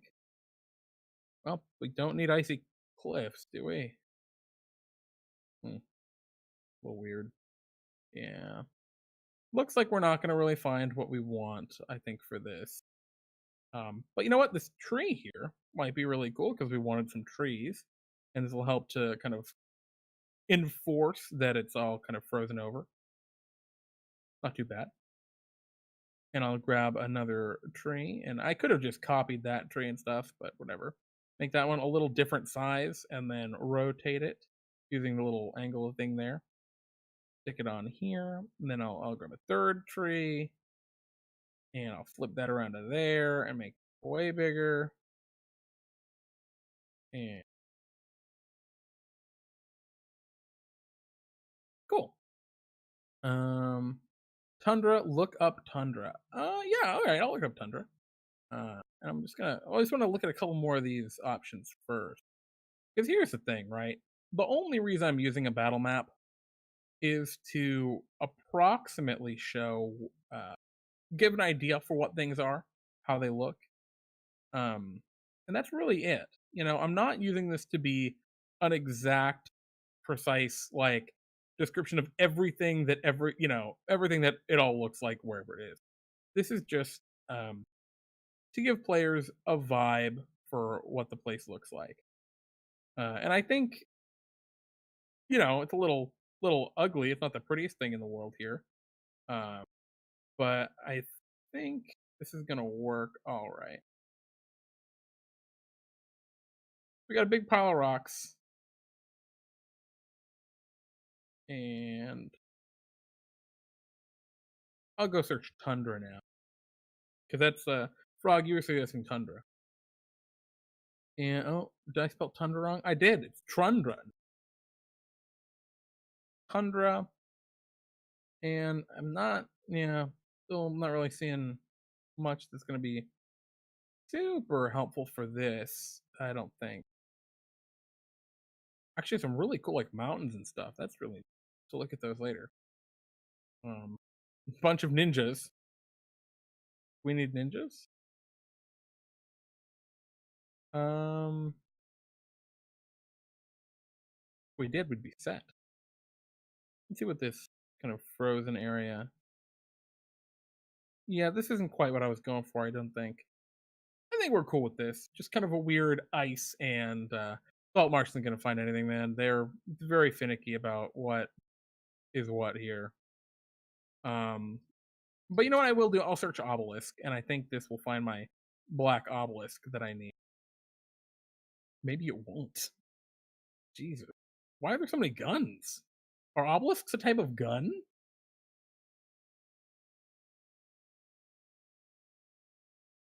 Yeah, it's like I want like these obelisks, not the other weird ones. Alright. Okay, maybe stone obelisk? Nope. Black obelisk?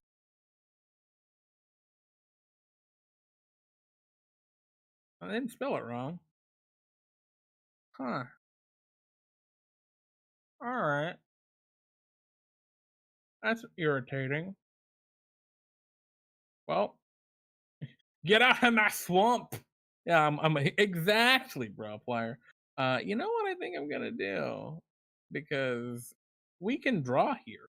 I'm gonna go over to the draw tool and use polygon. And I'm gonna go and make the outline black, and I'm gonna make the inside transparent for now.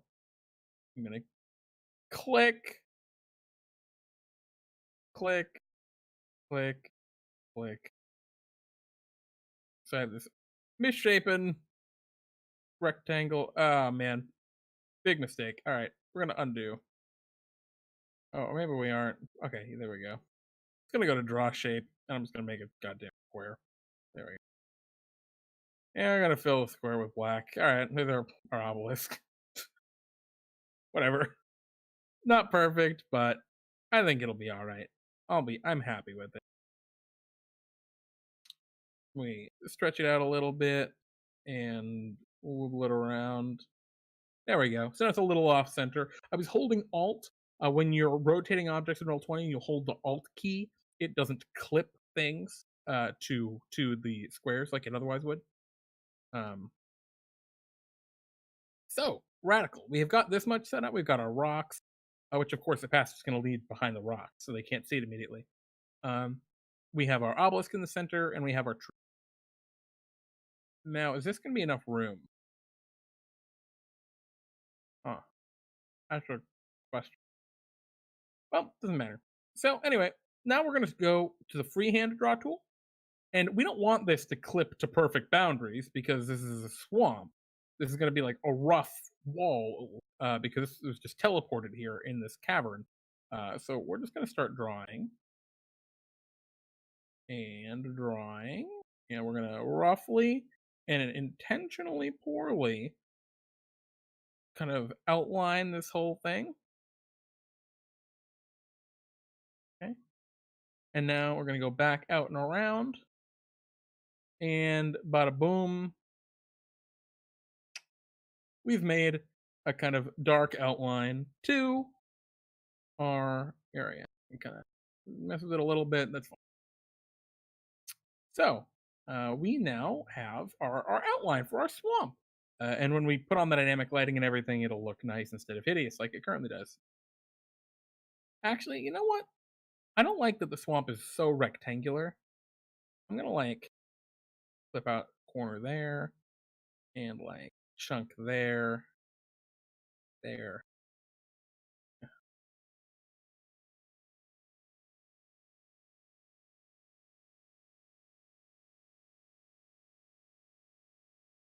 There we go. Maybe that's a little better.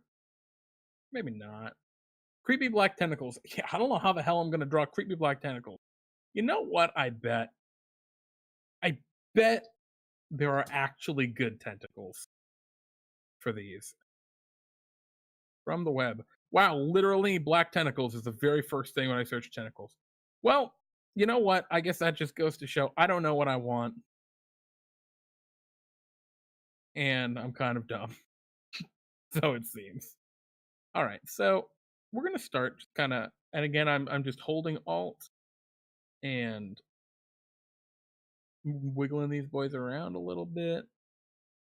Uh, Control C to copy, Control V to paste. Oopsies.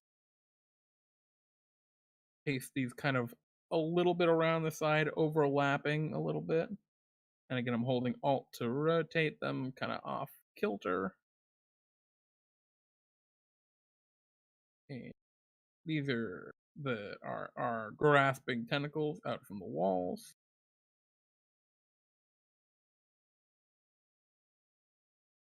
This is good, exactly, right? The tentacles are just kind of perfect. I get some more graspy tentacles over here.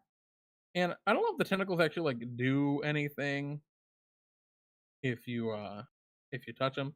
We'll have to find out.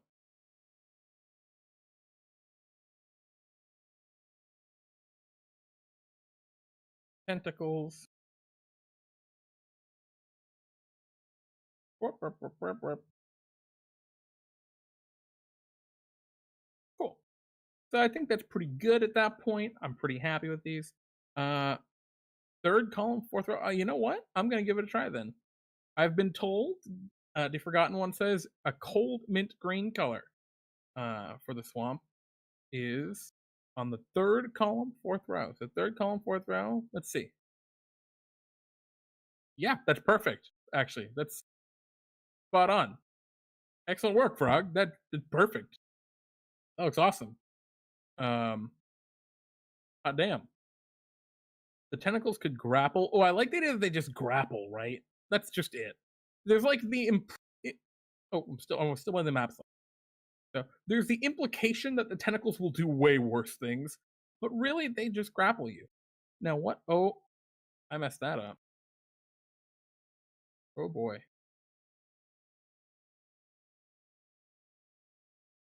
Oh boy. Wait a minute. I messed up. There we go. So what I did here is I took the darkness here, and I moved that to the front, the kind of outline we were using. Oops. I want to go back to that layer. I want to do that. That's the part where it's supposed to be. Oh, son of a gun.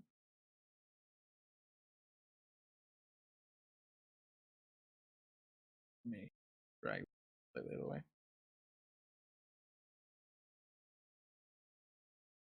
What? Oh no. Oh no, guys, I'm messing up real bad. What I'm trying to do here. Oh no. Guys, I'm breaking everything.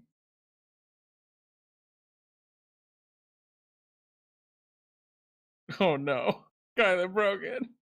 Oh, I know how to do this. There we go.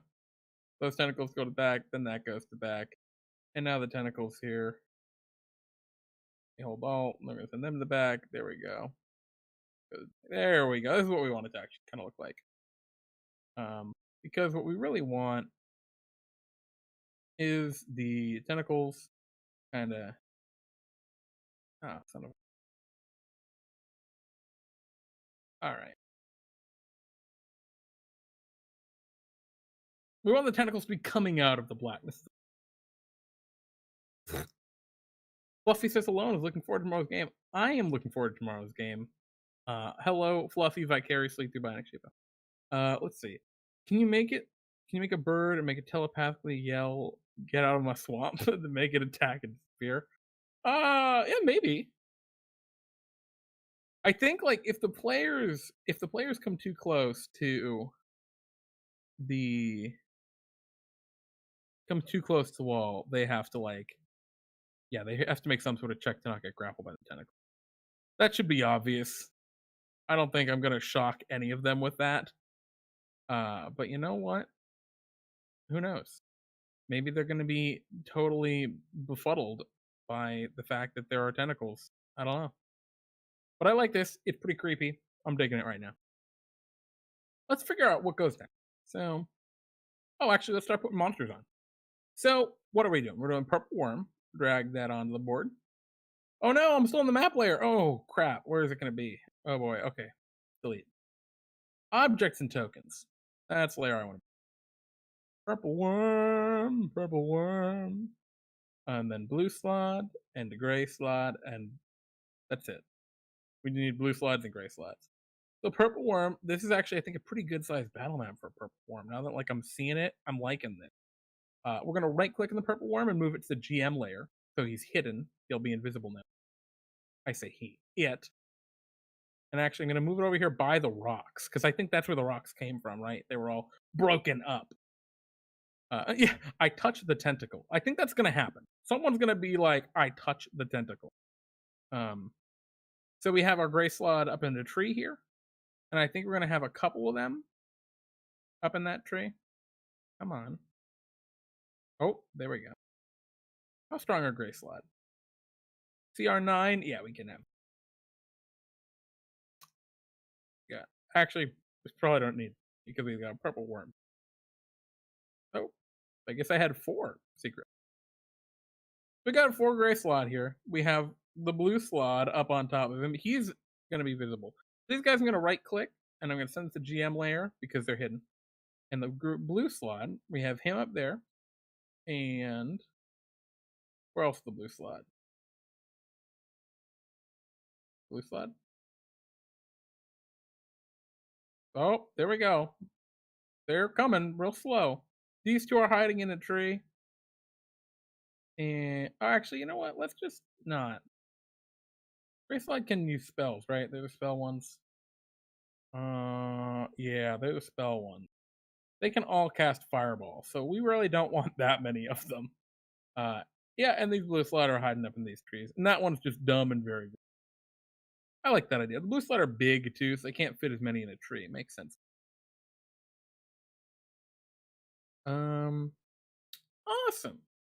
So I'm digging this right now. Let me see. Can I? If I go back to map and layer, let's make this obelisk bigger, just so it's a little more obvious, right? What's going on here? Whoops. Cool. So the blue slot's up on top of the obelisk. Avard's big black tentacle. Oh boy. Uh I mean it's an obelisk. It's just tied more to the slot, but maybe the tentacles are. Anyway, we'll come back to that. So we've got our monsters here. And you know, one thing you can do when you're setting these up is you can really go 100% by the book to put everything together to calculate CRs and all that stuff, or you can wing it.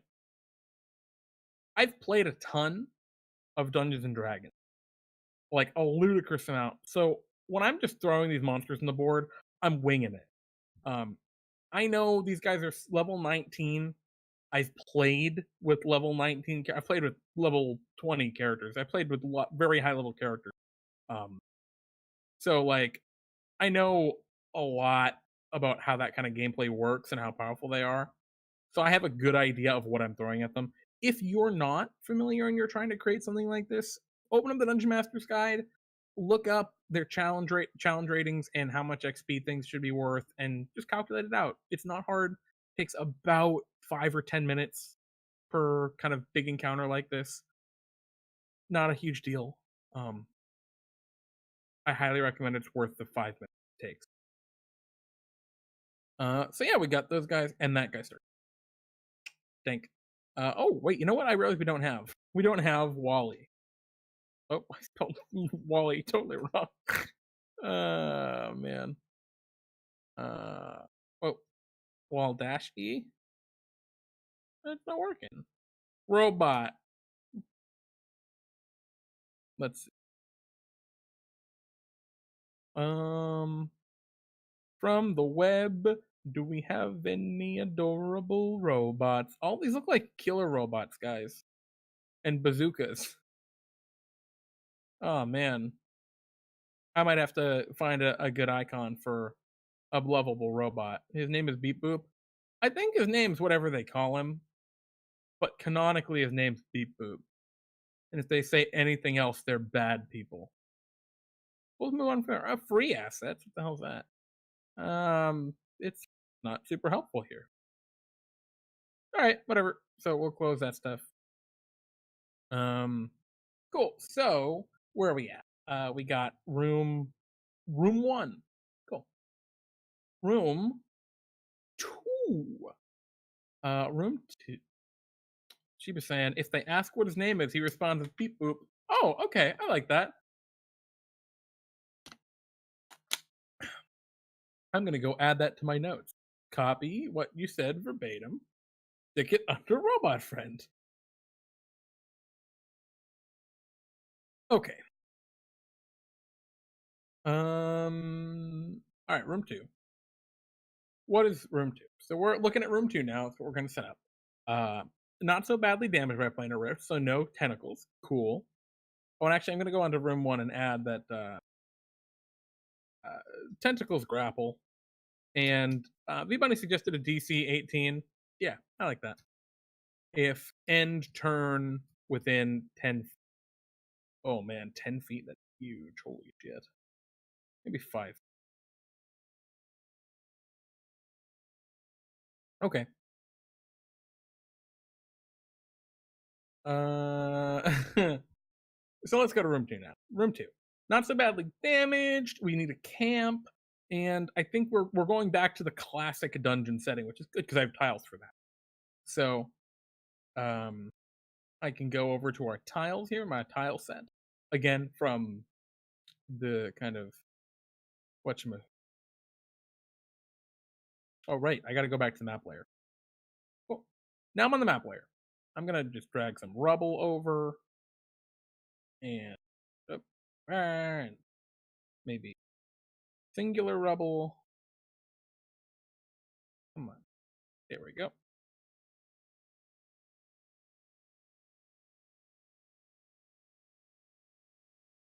All right, so we got our rubble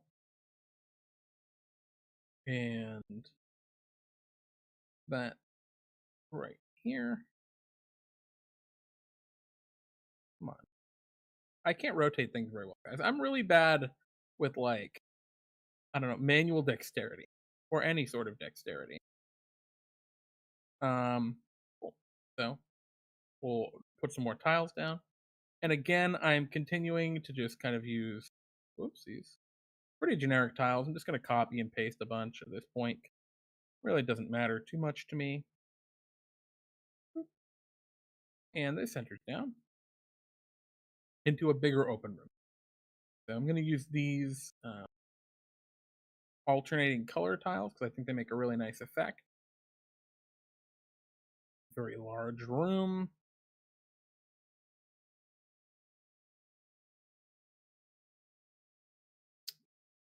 Uh, and then maybe if I go to where were the sigil tiles we for? Uh, yeah, they're totally gonna rename him Shiba. You're right. They're gonna rename him, even though his name is Beep Boop. They are going to, just kind of assume they can call him whatever they want because they're bad people. That's all it is to it. You're a bad person if you rename a beep booping robot to not beep boop. All right, cool. So we have all that stuff in there. We can start now trying to put together the little campsite. So let's get some crates. Do I have crates in here? I think I have crates. Yeah, crates. And let me rotate that around.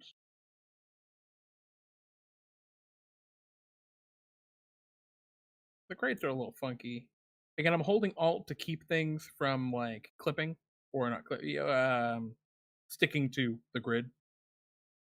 As a cool shortcut in Roll20. We got like a chest, sure. Make it a little smaller. It's a small chest. It's like someone's personal chest. A cauldron. They were making soup, but it's gonna be like small because they were making freaking soup. And maybe do I have a campfire? I know I've seen the campfire. Yeah, we got a campfire. Uh, great. And yeah, I think that's about it. That's all we really need in this little campsite. And then a bunch of I don't have icon tiles for this, so I'm gonna have dead guy or dead person. Oh, actually, science.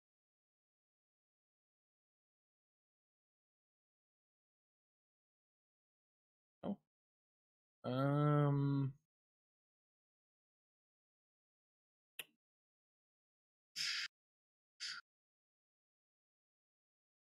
cool. So I drag this guy onto the board, and oh, actually, silly me, I want to go over to the token layer, drag him onto the board. We got our scientist, and let me make them a little smaller. I'm holding Alt to resize. I'm just gonna put a little X on them.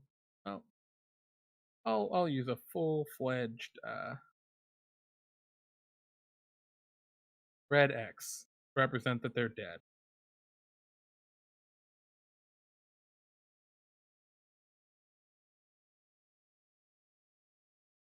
How are we gonna fit an old man in? Oh, that's a great question.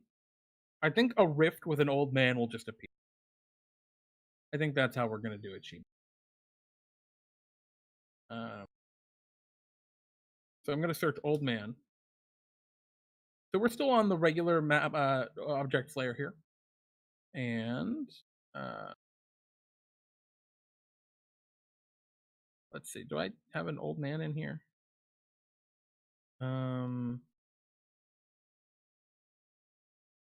He's a big fat man. Ba, ba, ba, ba.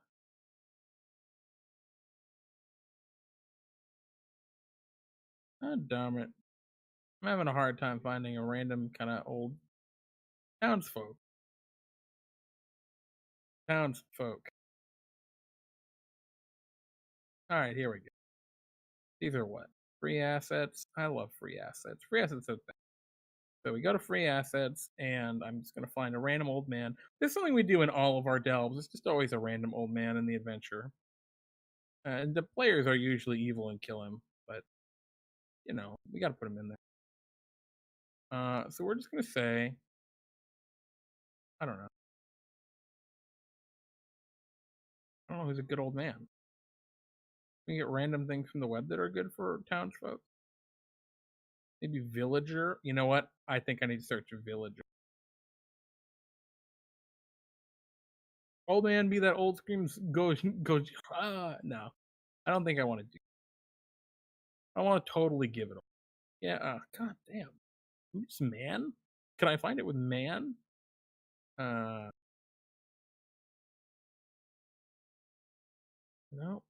this is not helpful.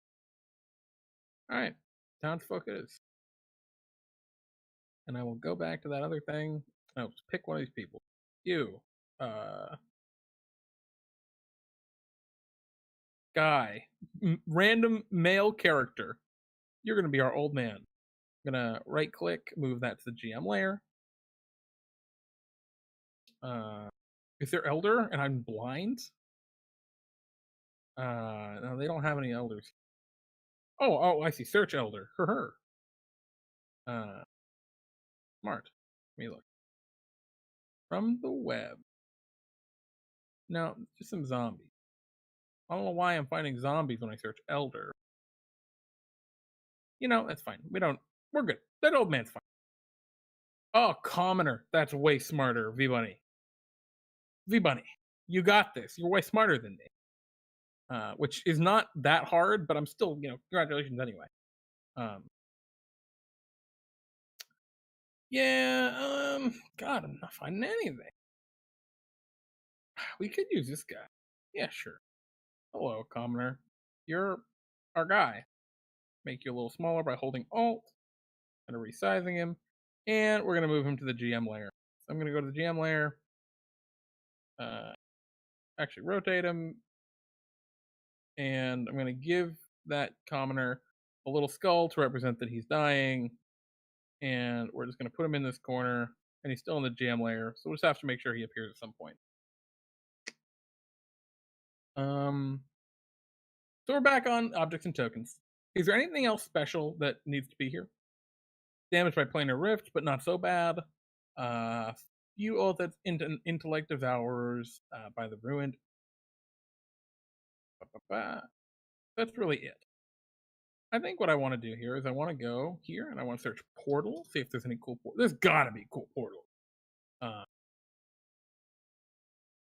right, maybe there aren't cool portals. Sure. It's hard to give free assets. Free assets. Actually, you know what? This is a fun portal. Hello, big portal. You appear. And what I'm going to do is I'm going to make it smaller, and I'm going to go over it and give it a tint color, and I'm going to make that tint color black. And that does not do at all what I wanted it. Great. Maybe like gray. That doesn't help at all. That just looks gross. Whatever. Make it a little darker with the black. I'm going to shrink it down just a little bit. And that will be the portal that moves to the GM layer, because not the originally. Throwing a couple tentacles. Yeah, sure. Yeah, let's go kill some tentacles, going back to the map and tokens layer. Or map and objects layer, rather. We'll go up here and grab that. Grab those tentacles. Paste some tentacles. Move that back where it was supposed to be. We're gonna take these tentacles and we're just gonna like stick them, just kind of wiggling out a little bit, just a teeny bit. Still little tentacles right there. We got our portal here. All right, now we can go to objects and tokens. And in encounter 2, we're gonna grab our Balor. Balor is scary, if it'll ever show up. Our Mind Flayer, our Shisuba. So we're gonna have a couple Mind Flayers. Right. And the Balor is gonna be there, along with the Balor's Shisuva, or 2 Shisuvas. Cool. I dig this. And the old man will appear at the same time, so they really have to rescue the old man, or he's going to get murdered by Shisuvas and a Balor. We're going to move them over to the GM layer because they all appear at the same time. But these Mind Flayers are going to start here. So we're going to leave them over here. And maybe that's what they're just doing. They're just like over here. Stuff. Yeah. Yeah, they're fine. Doing Mind Flayer things, looking around, probably eating brains. I forgot to get Intellect Devour. So I'm gonna have to put in those tokens later. Intellect Devourer. Oh, what I meant is under images, Intellect Devourer. Wow, actually a really good picture for it, but it's a premium asset, which I don't have. Brain Monster. Brain? Wow, those are some really good pictures. The Grell. Well, you know what? I guess. Oh, wow, it's a cute Grell. Oh, and I can use it technically. That's neat. Oh. Anyway, that's a really good Elder Brain thing. Yeah, these are some really good images. Huh. Maybe we're buying actually. Oh, excellent point, V Bunny. If the players don't kill the old man, it makes the enemy stronger. What dangers? I dig it. All right, so I think we're good.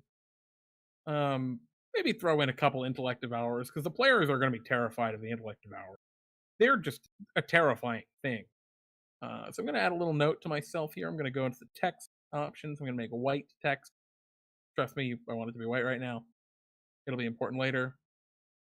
Add intellect devourers with mind flayers. Just adding that little note there so I make sure I do it before the game. Make it nice and big so I can.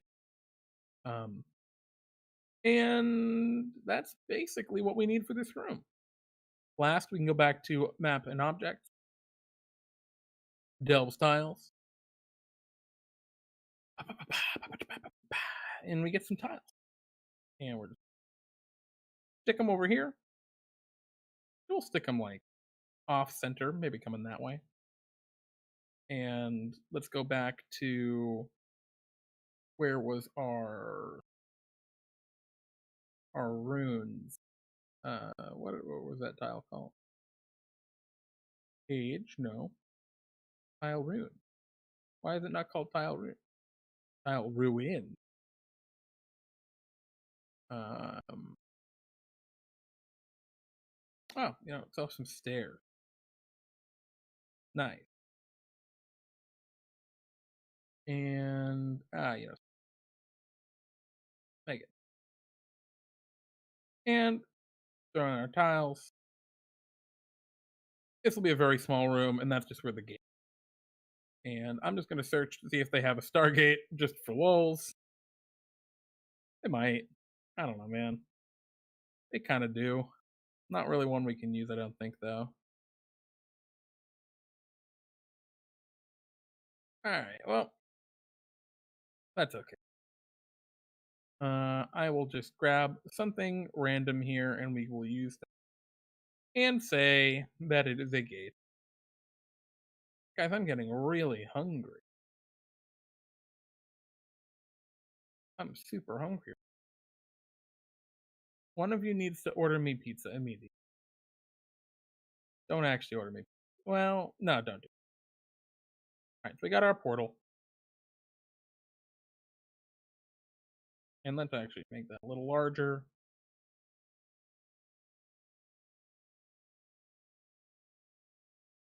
Alrighty. And this one, I think we can kind of tint darker, and that'll actually look awful. Man. Why me, right? Why do I even try? Why do I even try with the tint anymore? No, it's all good, dude. I don't need. I mean, I literally have pizza. I shouldn't eat. I eat. Pizza's easy. Easy is not good for me though. Cool. You try because you're amazing. Thanks, Shiba. I am amazing. I also like pizza more than I should.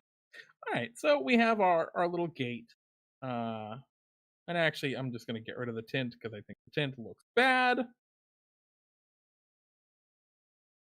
Oh, that looks okay. Yeah, sure. We'll go with that. Whatever. Cool. So at this point, you're probably wondering, wow, this looks like crap. And the answer is it does. But we're going to make it look good. I'm going to show you how. Because we're going to go over to dynamic lighting, my favorite feature in Roll20. We're going to go to polygon line. We're going to get rid of this other fill option. And we're going to pick a bright color we'll recognize, in this case, yellow. And we are on regular. And then we're going to just go through and add dynamic lighting to everything all at once. It's going to be radical. So first thing I'm going to do is I'm going to hold shift to grab to clip to edges. And I'm going to start going through. And you notice where I added black here. I'm just going to keep on going. And now I'm going to unclip. So I'm going to let go of shift and continue to click. And what I'm going to do is where I have the maximum. So you can see here how over here it kind of slopes out a little. Where it's at the absolute most, I'm going to go in and then go out again. And go back around to here. And you see, again, right here, it's the maximum part of a little slope area of darkness. And what this will do, here's a great example where it kind of sloops out. And yeah, it's only these areas where it's at its absolute max. that it really that you need to do anything because everything else is black, so it'll blend correctly. Right here, there, and then might as well do there a little bit, and this will make the dynamic lighting just kind of work. And now I want to clip back to the side, so I'm going to hold Shift, and I'm clipped right back on. Flipping around, and again I'm just holding Shift all the way around all the things. Making one continuous block of lighting like this is really, really nice because it means it's a lot less likely for your players to accidentally go outside of the map, which you don't want to have happen. So I'm no longer holding Shift, and I'm just kind of scooting around. And that's it. Super easy. Dynamic lighting's all set. I'm going to hold Shift again to clip back to the edge here. And it's okay if the darkness kind of overlaps with your lighting a little bit. The lighting is mostly used just to affect where characters light. So we're done. We've drawn a little weird block of lighting around everything. And that is our kind of outer wall. Now we're going to pick another color, a different one. In this case, I'm going to go with pink that you can definitely recognize. It'll stand out against black. And we're going to use this as like our walls and doors. So what I do is I usually like to make that extra large a little thicker. And so I'm going to click right here. And I do that. And this is easy. And I do that so that we can now remove this for like the secret door here. We don't want them to see it until I remove the lighting. So, and I have it overflow the wall a little bit just so it's easy to click on. Like, or right here, I might click on the whole thing. Yeah, why I need to stick it up top. So we've got a secret door figured out there. What else needs to block? So let's see. What other doors do we have? No doors here. No doors here. There are no more doors, right? So that's the only door we really need. I'll now choose a third small color, and I will click thin for the size. And this will be what other light we might. So, oops, having a hard time shifting around here. So, for example, I want this pile of rubble to block a little light. That's all. Super minor. Maybe I want this boulder to block a little light.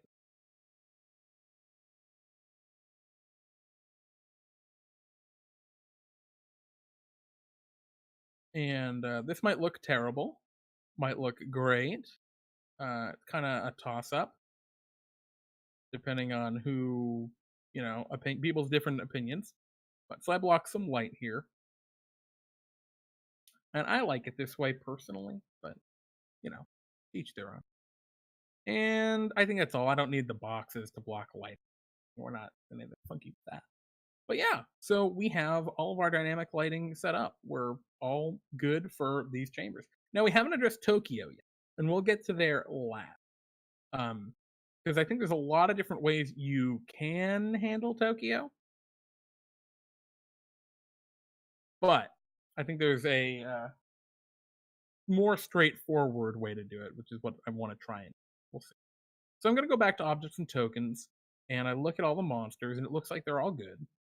So I'm going to go up to the page toolbar, and I'm going to hit right over here, page settings, and we're on Delbs 1. And I'm going to change the background to black, and I'm going to turn on dynamic lighting, and I'm going to say to restrict movement, only update on drop, and enforce line of sight. I hit go. And already, oopsies, you can see that, wow, this looks a lot better than it did a second ago. Like way, way, way better than it did a second ago. So the next thing we want to do, delete all that. And I'm on the objects and tokens layer still. I want to just search torch because they might light a torch. I'm going to drag that torch onto the board. I'm going to double click on the torch. I'm going to say the torch can see, which normally can't, and it emits light in 40 feet with dim light starting after 20. I hit go. I don't know if I want to. I'll name it torch. Yeah, so everyone can see that it's a torch. And actually, I'm going to scoot the torch up a little bit so that it doesn't quite fill a whole square. So I want it to be a little smaller with the nameplate. Cool. So we have this torch, and we can see already it is letting off some light, which is good. That's what we want it to do. So if I hit Control L, this is what a character that is where the torch is would see. So when they enter into the chamber, they can see that there's some ruins and all that good stuff. So I'm going to drag the torch onto the side of the trapdoor, Control L, and we're going to start a little walkthrough. What players will see as we're going through. Okay. Nice and straightforward. No natural lighting in any of the rooms. No, I don't think so. Not in these rooms, at least. And let's see how this looks. We go into here. Oh, the tentacles look. They're acceptable. And now here's the thing: because I'm controlling this, I can see all the other creatures that are on the jam layer.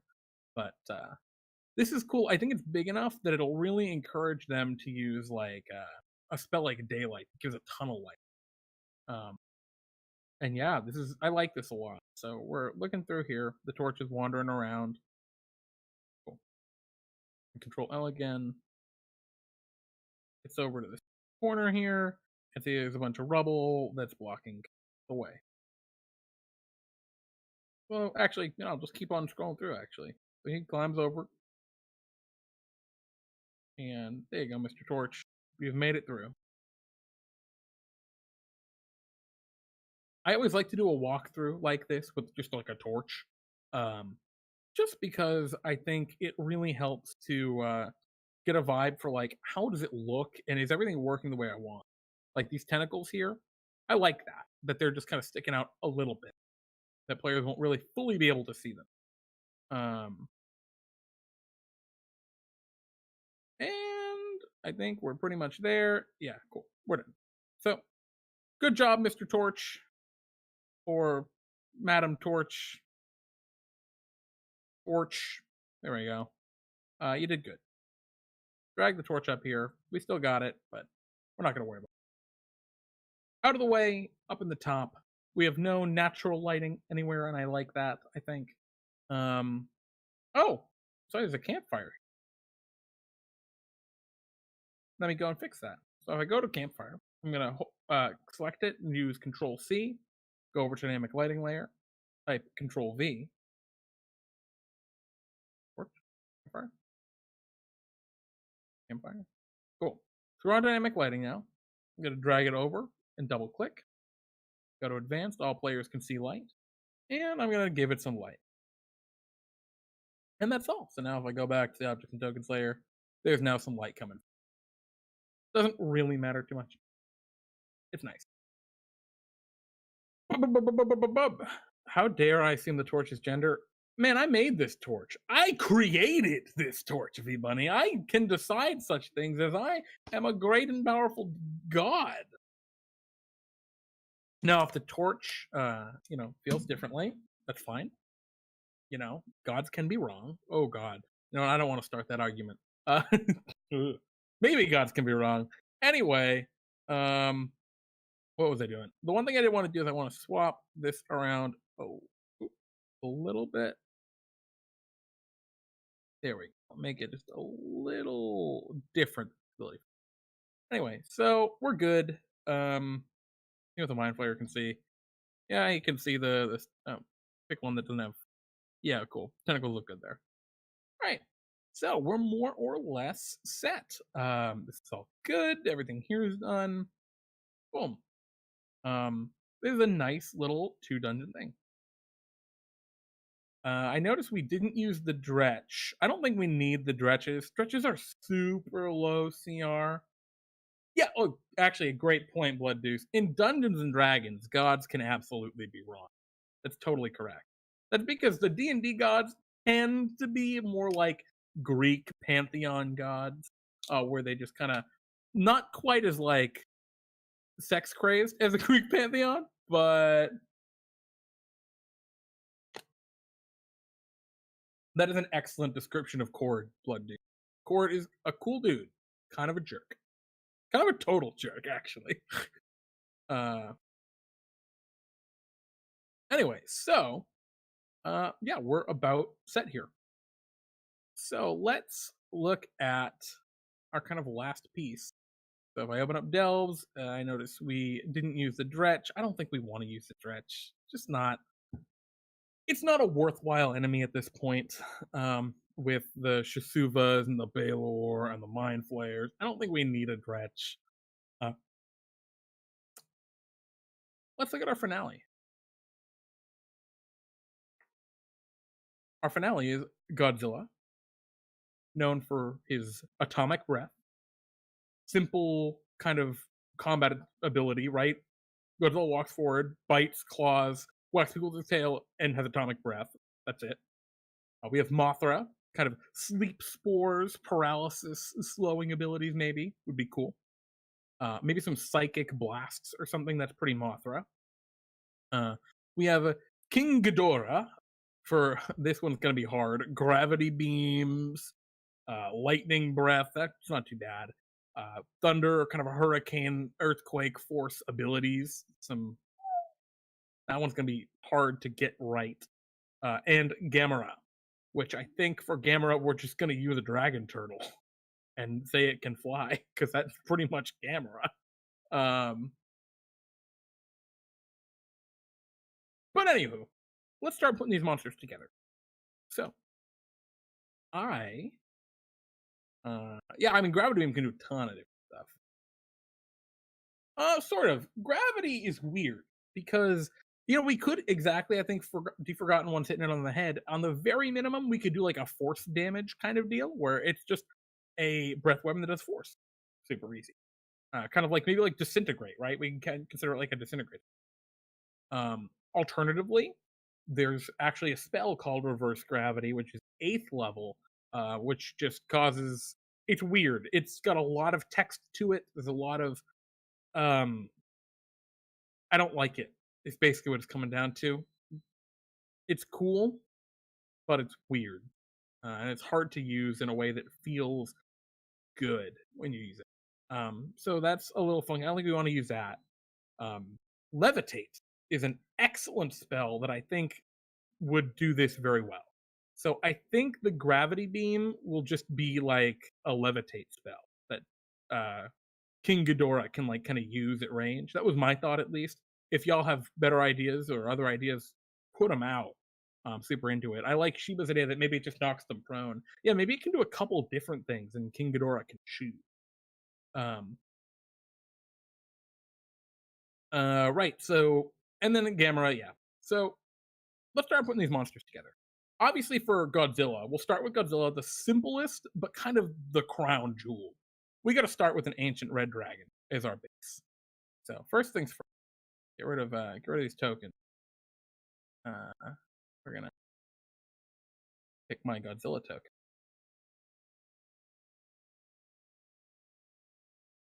And there we go. So we got Godzilla now. Perfect. We're all done. I mean, I say that, but like actually, we could just say we're done. Godzilla is a very simple creature. If I go and we have, obviously he's not a dragon, but whatever, he's Godzilla. Oh, Blood Deuce. That's a great point. Our first change right off the bat, Fire Breath, Atomic Breath. Let's have it do radiant damage, as you said. And then I think there's another important thing to note, and that is 90-foot cone. Godzilla doesn't do a cone. Line. And let's make it twice as long because it's a line instead of a cone. So just a huge like line of damage. Now, here's the question.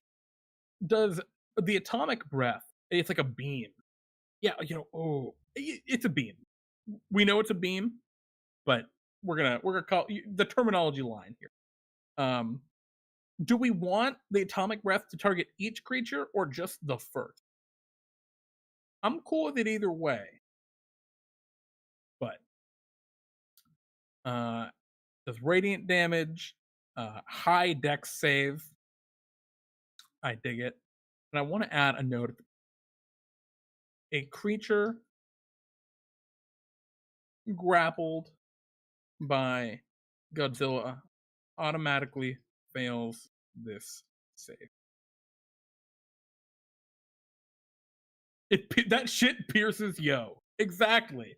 Each creature, dude. I'm sorry. I didn't mean to offend you guys. I wasn't sure if you wanted to make it way more damaging, but just target one creature, or whatever. It's fine though. It's cool. It's cool.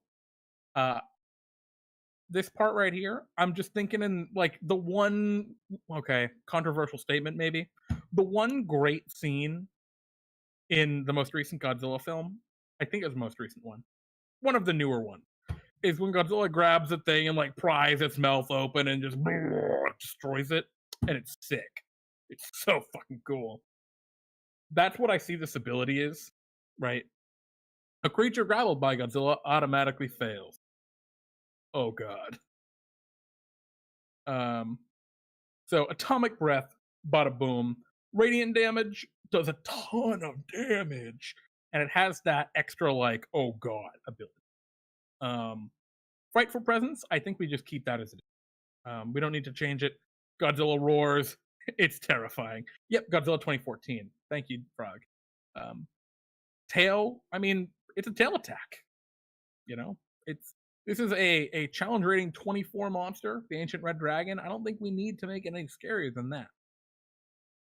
Now we could, if the battle was just going to be against Godzilla, we could do it. We could make him way scarier, have him just do way more damage and give him more powers. Um, Maybe give him some other cool features. But it's Godzilla and pals. So I think the way this is going to work is we've got his claw, keep it the same. Bite, keep it the same.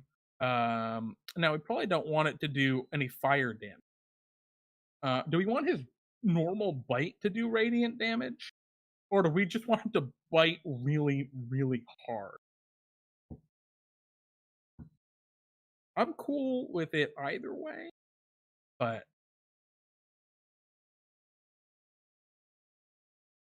I don't know.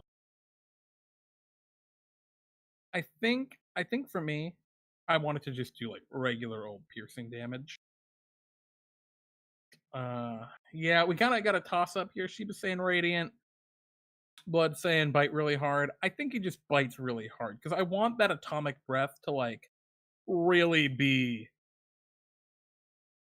special when it comes out. So rather than give him 4d6, what I'll do is I'll give him 4d10s for his bite. Because technically, if he does 1d10 for like a medium creature that bites, which makes sense, a gargantuan creature should do 4d10. I don't know why he has a 2d10 bite. I actually have no idea. That kind of does not follow the normal trend. So 4d10 piercing. And do we want him to grapple? Uh, so I think what we do is right. We have the piercing, and then the claw and the bite. And I think under the multi attack, can use its frightful presence, then makes 3 attacks, one with its bite and 2 with its claws. If uh, Godzilla um, hits a target with both a bite and a claw attack on a turn, that creature is grappled or becomes grappled. And then we'll give that escape DC. And that escape DC is going to be huge. It's going to be outrageous. Let's 25, I think, right? Because it's going to be 25. Holy shit. So I think this is like Blood Deuce was saying, right? Maybe the bite and breath combo. I think this is where the combo comes in. If Godzilla like gets you, he's gotcha. You know, if he just gets a bite or just gets a claw, you can maybe back away. But if he bites you and claws you, you're grappled. He's going to get you next turn with that atomic breath. I dig that. He's got legendary cheating. I don't like legendary cheating usually, but it's Godzilla. So we're gonna give him legendary cheating. I think there are a couple other things that Godzilla can't do. I think now there is actually a mechanic for this in D&D. But I think we're just gonna call this banishment immunity. Uh, Godzilla cannot be banished or otherwise teleported against his will. I say his, but Godzilla, dude, say its will. Oh, their will. There we go. There actually is a feature for that. I don't remember what creature has it particularly, but I don't think it really matters. The point is, you cannot send Godzilla away. You can't just be like, haha, maze, and Godzilla's gone. And yeah, in Godzilla 2000, Godzilla lays eggs. That's true. So maybe Godzilla's a lady. Regardless, it is in fact Godzilla 2000. That movie was a lot less bad than people give it credit for. That doesn't mean it was good though, but it was less bad than people say. Um, we've got that. We got a sick multi attack, and Godzilla's already been pretty scary. Um, Legendary action. So it can either detect, tail attack, or make a wing attack. Godzilla can't make a wing attack. He can't fly. We get rid of that. We keep the tail attack. And that means we got to create a new legendary action, which I think it is going to be call monster. And that's going to be 3 actions. Godzilla calls forth another monster to do battle. And that is how Godzilla summons one of the other monsters. So this is just something Godzilla can do as a legendary action. I'm super stoked. I think it'll be cool. I think it'll be dramatic too, right? Let's and then we're gonna call it. We give a feature called King of the Monsters. If Godzilla, I'm sorry, when Godzilla is reduced to half their maximum hit points, they retreat into Tokyo Bay and summon forth another monster. So I like this as like just kind of a tapping out kind of deal. Godzilla taps out, taps in one of the other beasts. I like that as a way of just making sure we actually get a couple of these other monsters in. The one thing that would suck so hard is if this adventure like went through all the way here, we get to fighting Godzilla, and the first round is just 3 spellcasters all cast Meteor Swarm on Godzilla. Godzilla's dead. You know, that'd suck. That would really suck. So I like giving this kind of when Godzilla is reduced to half hit points, this next thing immediately happens. I dig that. I see we have strong opinions on Godzilla 2000. I'm sorry, guys. I didn't mean to open this can of worms. I think no, actually Shiba opened it. I can blame Shiba. Shiba, why'd you open this can of worms? I mean, do we need to give anything else to Godzilla, you guys think? Or I mean, are we pretty cool with the atomic breath and call monster? Because I think the thing that's cool about Godzilla is first the atomic breath, and second all of the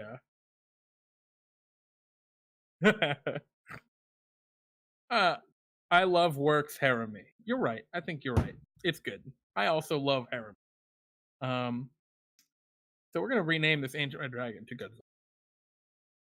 And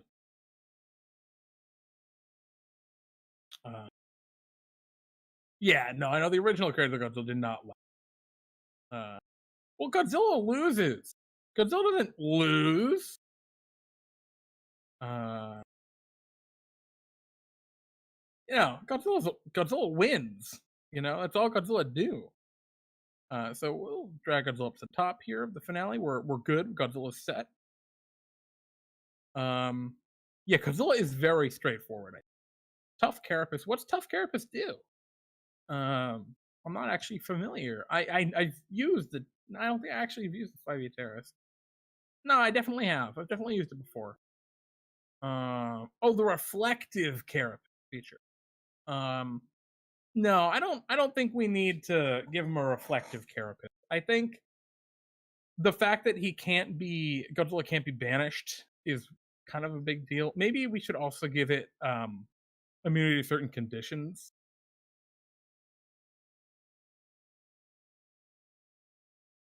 So first of all, I don't think Godzilla is immune to fire. I think Godzilla is resistant to fire. What other conditions? Yeah, that would be rude. That'd be really rude against 3 spellcast. I am kind of catering this a little bit to the players, so that it's fun. It's fun for them. So resistant to fire. Um, oh, I think immune to radiant. Sorry, I know we have a cleric in the party, but man, Godzilla, man. Maybe resistant. Yeah, already immune to grapple. Little known condition: creatures that are larger than size large cannot be grappled.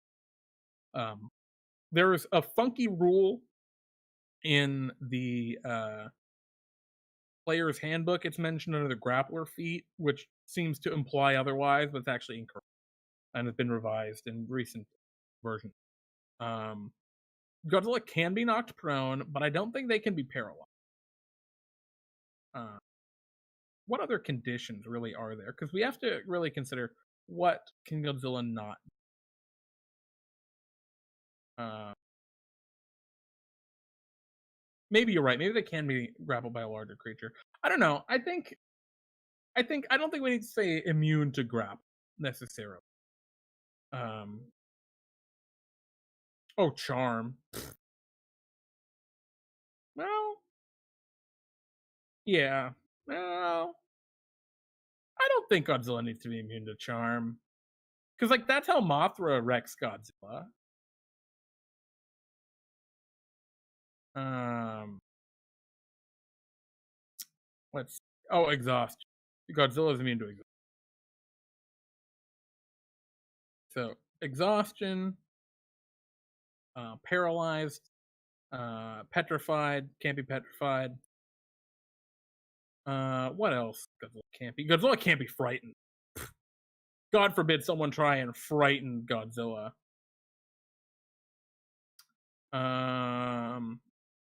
I think you can poison Godzilla. I don't think. Can you stun Godzilla? I think you can stun Godzilla. Right?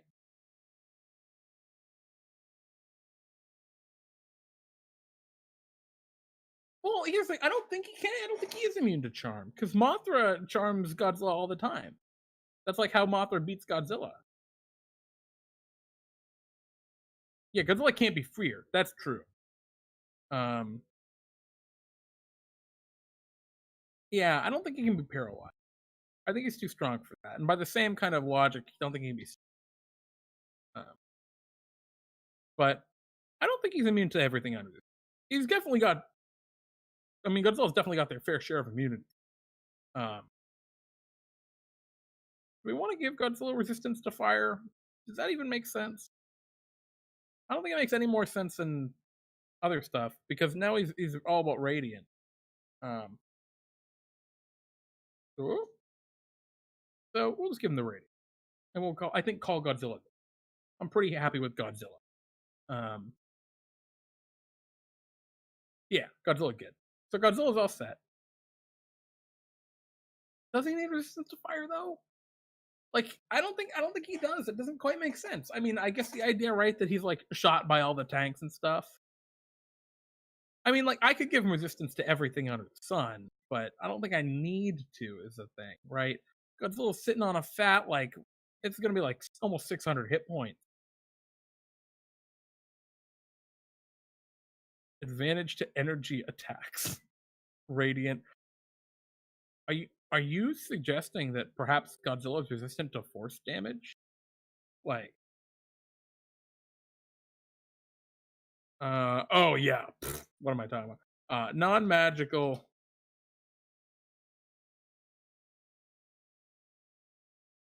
bludgeoning, piercing, slashing, and then radiant. Um, yeah, I think force. I think I'll give him force and radiant. That makes the most sense as like just kind of raw energy, which is what Godzilla wrecks, right? That's what Godzilla's good again. I think actual like stuff like fire, or particular cold, or that kind of stuff, I think could actually get him. But maybe I'm wrong. That's just kind of my vibe. Anyway, I think Godzilla's in a good place. Let's start looking at some of the other monsters. So we need to build Mothra. Mothra is known for sleep abilities, flow abilities, and kind of psychic abilities, right? Kind of spores and stuff, and um, psychic blasts. So I picked out two dragons that I thought would be a cool kind of combo for that. There's the brass dragon, which obviously we don't need to give Mothra most of these abilities. We can get rid of most of them. No frightful presence for Mothra, no tail, no claw, no real bite to speak of. But maybe we can take this breath weapon, one of these breath weapons, and make it into something interesting. I don't think Mothra needs legendary actions because Mothra is being summoned by legend. That'd be kind of silly. Uh, so I'll uncheck legendary actions here. Legendary actions are going to be 0. And we're going to rename Mothra. Oh. Obviously, Mothra's not a gargantuan dragon, but I just don't care enough to go through and change that. Let's change Mothra's kind of image too, because Mothra needs a real token. We're gonna click Mothra now. Alrighty. All right, Mothra, what do you look like? What am I token? Yeah, look at that. Great Mothra. Perfect. So we have Mothra. Legendary resistance. I don't know if Mothra needs legendary resistance. I don't want to give all of the summons legendary resist because I feel like we're getting a little funky. Uh, yep. So I think here's what we got from Mothra. Right. We have this breath weapon, which we're gonna probably change this to. Well, let's look at what it is. So this is from the brass dragon, I think. Right? Brass, copper. I don't remember. But it's got two weapons, and one of the breath weapons it can use is sleep breath. So I'm just going to rename it to sleep spores. And let me sleep spores. And I'll change it to, instead of the dragon, Mothra. Uh, what is it? Exudes, uh, dusts, sleep spores in a 90-foot cone. It knocks people unconscious. Sounds nice. Pretty on point for Mothra. Mothra is vulnerable to poison damage. Yeah, I could see that. Doesn't need any sort of immunities, I don't think. Um, but Mothra still's got a ton of health. Uh, and then there's another kind of ability that we can give Mothra from the ancient Copper Dragon. We look down, and this is one I've thought about a little bit more. If you've noticed, probably their breath weapon, which is flowing breath, which I think it makes total sense that Mothra could, slow people with their ability. So we're gonna give them slowing force again on a recharge of 5 through 6, and let's do that. Mothra dust slowing spores in 90-foot cone. Can't use reaction. Speed is halved, and it can only do one action. Bada boom. So I think these are some really pretty cool vibes. Um, V Bunny's saying 30-foot radius charm, and Frog is saying can also stun with a voice. Um, so we could give it another action, which is called, I don't know, what do we want to call that? Like shriek? Shriek's not really um, psychic wave. Each creature in a 30-foot cone succeed on a DC, and we'll look at the charisma here. 4 plus 7 because it's a challenge rating 20 plus creature is 11 plus base 8, so 19. Cry for peace, but they're helping Godzilla. Cry. Well, let's call it Cry. A DC 19, charisma saving throw, or become charmed by Mothra until the end of the creature's next turn. While charmed by Mothra and Mothra's allies until the start of the creature. I like this instead of a stun because I like the idea. So actually, I'll call it Cry for Peace because I think that's pretty Mothra because it lets the player still do something, right? Make it different, making it so you can potentially be more effective. Yeah, right. 2 to 4 recharges for the slow.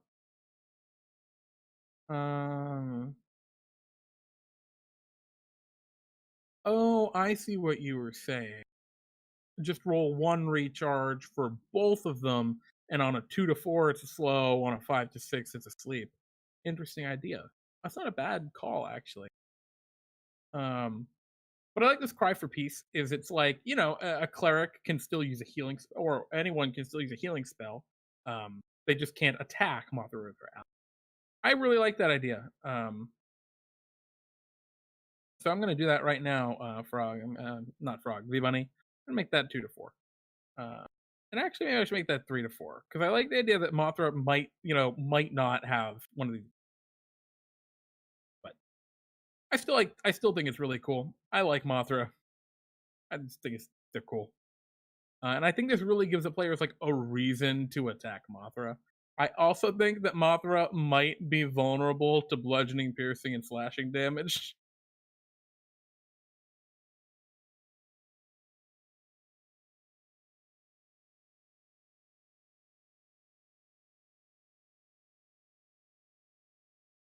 Yeah, it's gonna be magical. Bludgeoning, piercing, and slashing is a vulnerability for poor Mothra. Cool. So I like that. I think that's sick. I really like that Cry for Peace ability. Actually, that's really neat. Um, we got Mothra. I move them up. We don't need this Copper Dragon anymore because we just stole an ability from a breath weapon. So it's like a Gamera. Gamera is well, we're looking at King Ghidorah last because King Ghidorah is what the fuck. It's gonna be hard to make King Ghidorah. So Gamera, wow, we can just use a dragon turtle. First of all, Gamera. Let me remove the icons for this dragon turtle. Give it the Gamera icon I made. And now let's rename it to Gamera. Whoops.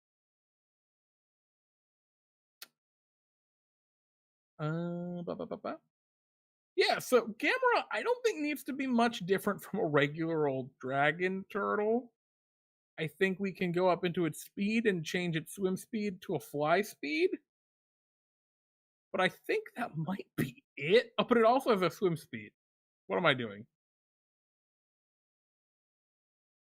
Okay. Of course it has a swim speed. Turtle. Uh, what else does Gamera need? I mean, traditionally, like a vulnerability to cold. So, like, maybe we can give him vulnerability cold. Uh,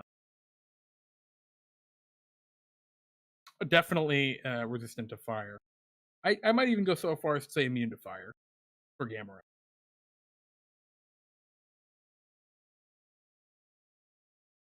Final attack where it self destructs. Yeah, I mean, maybe. I think what would be cool. I like the idea that it has. Uh, I was thinking like an adamantine like shell might be cool where it can't be crit. Oh, what happened? Camera, where'd you go? Oh, there we go. But I don't know if we need that. What else did I have? Let me open these notes I made. Um, Obviously it's already got a fire breath. It's got these other attacks. I don't think it needs a tail attack. Oh, yeah, whatever. Um,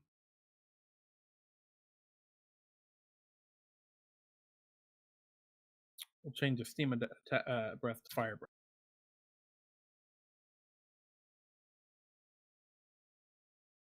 Okay. Yep. I think that's basically it. Um,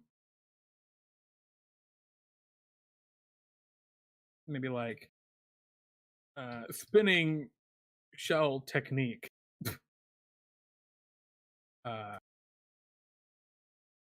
Gamera uh, flies up to 40 feet. Each creature with it in a straight line. 40 feet in a straight line. Uh, each creature um, within 5 feet of the path uh,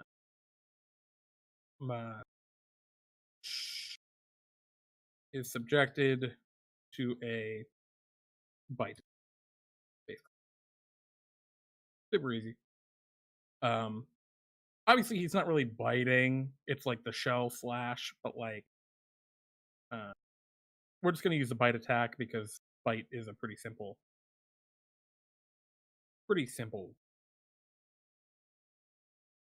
Um, cool. I'm pretty happy. I think Gamera is a pretty straightforward, a lot easy, even. And I think that's kind of the shtick with most of these kaiju monsters, right? They're actually really simple. What makes them so cool is what they look like, right? And the fact that they're so tough. They don't die. Um, so we got Gamera. Now the hardest thing of all, King Ghidorah. Holy Christ. All right. So let's start by giving King Ghidorah their icon. King Ghidorah. Oh my gosh, what happened? We got King Ghidorah. And boom. So King Ghidorah. Um you see, I don't think we need to do a three-headed Hydra. Like, we could do something like that, but we don't need to, right? Because King Ghidorah has a couple specific iconic. Oh, you know what? That's an excellent point. V Bunny. Um, Potent Charm. Potent Charm. Creatures which would normally be immune to Mothra's charm and sleep effects are not immune and instead make their saving throws at advantage. Because I like the idea that like it doesn't just totally negate it, but it really helps. So excellent call, V Bunny. Would have sucked if everyone walks in as like elves and it's just like, well, I rolled Mothra, guys. Fuck. None of my abilities do anything. Um, Excellent save. King Ghidorah. Where are we? Where are we? King Ghidorah. So the big things I think with King Ghidorah is the different breath. So let's bite is super straightforward. It does lightning damage because I took a blue dragon as the template. Pretty on point. Don't need a frightful presence for King Ghidorah. Let's get rid of uh multi attack. Uh, got a bite. It doesn't have any claws. Lol. And I don't think it really uses its tail too much. So I makes 3 attacks. One with makes 3 bite attacks. Just make it really straightforward. Don't have to be very specific here. It's King Ghidorah. If you don't know that King Ghidorah is a 3-headed thing, you know, not gonna change anything there. Cool. So 3 bite attacks. Cool. I dig it. Or lightning breath. I dig it. What else? So we got lightning breath. That's obvious. I don't think King Ghidorah has legendary resistance, but I think King Ghidorah does have magic resistance. And we can just say that King Ghidorah's multiple heads give them advantage on saving throws against spells and other magical effects which target wisdom, intelligence, or charisma. I want to say ability checks and saving throws because I like the idea that King Ghidorah, if like it gets mazed right with the spell maze, King Ghidorah is getting out of that maze because 3 heads are better than 1. So we'll call that lesser magic because it's only specific spells. Um, let's see. Defrog is saying wing lightning is basically an empowered magic missile with lightning damage.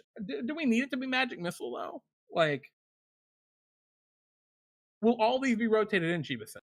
I can tell you one thing. So at least 2 of them will. My plan is when Godzilla uses their 3 legendary actions to summon a bro to help him out, I'm gonna roll a D3 and that'll determine which one shows up. So that one is gonna immediately happen. It's gonna happen in the first round. Another monster shows up. Then, when Godzilla is reduced to half their hit points, Godzilla's gonna retreat into Tokyo Bay, and another one will show up. So I think the worst thing they could do is if they try and focus down Godzilla and not kill these other monsters. They just end up fighting a bunch of the other monsters all at once, and then Godzilla comes back out of Tokyo Bay, and that's bad. So that would suck. But they're gonna fight at least 2 of them. So let's see. King Ghidorah. Wind lightning, missing power magic missile, lightning damage, and reflective carapaces, and constricting with necks. Man, you're right. Like all those things are stuff King Ghidorah can do. But I really want to focus on like the key elements of what makes King Ghidorah, right? Because King Ghidorah and Mothra and Gamera are here to support Godzilla, right? That's what they're really here for. I mean, I see what you're saying. I cast water breathing retreat into Tokyo. I've changed Godzilla into Tokyo Bay. That's fair. I think it's one of the situations, right? This is a goofy adventure, and I think Godzilla just is in Tokyo Bay now. You can't get him. So we got lightning breath. Lightning breath is okay, but I actually really like this idea that V-Bunny was saying. Lightning breath, which is actually, I really wish I hadn't just deleted the other breath weapon. Ghidorah targets up to 3 creatures with lightning breath, and I like the idea of just using call lightning, right? We'll just say it's a higher level call lightning, it's level 5 call lightning. These creatures must succeed on a DC. And what's the DC of these? It's going to be based on Constitution, so 6 plus 7, 13, so 21. Dexterity, saving throw, or take 5d10 lightning damage. So we'll see level 5 call lightning. Or half damage on a successful save. Nice, straightforward. And I think King Ghidorah can just always use lightning breath, right? Um, multiple heads. When King Ghidorah is reduced to half its maximum HP, its central head dies, and it can and it makes fewer attacks. Super simple. I'm not trying to make this like super perfect, but and then oh, that's a good point actually. They should say 2 because then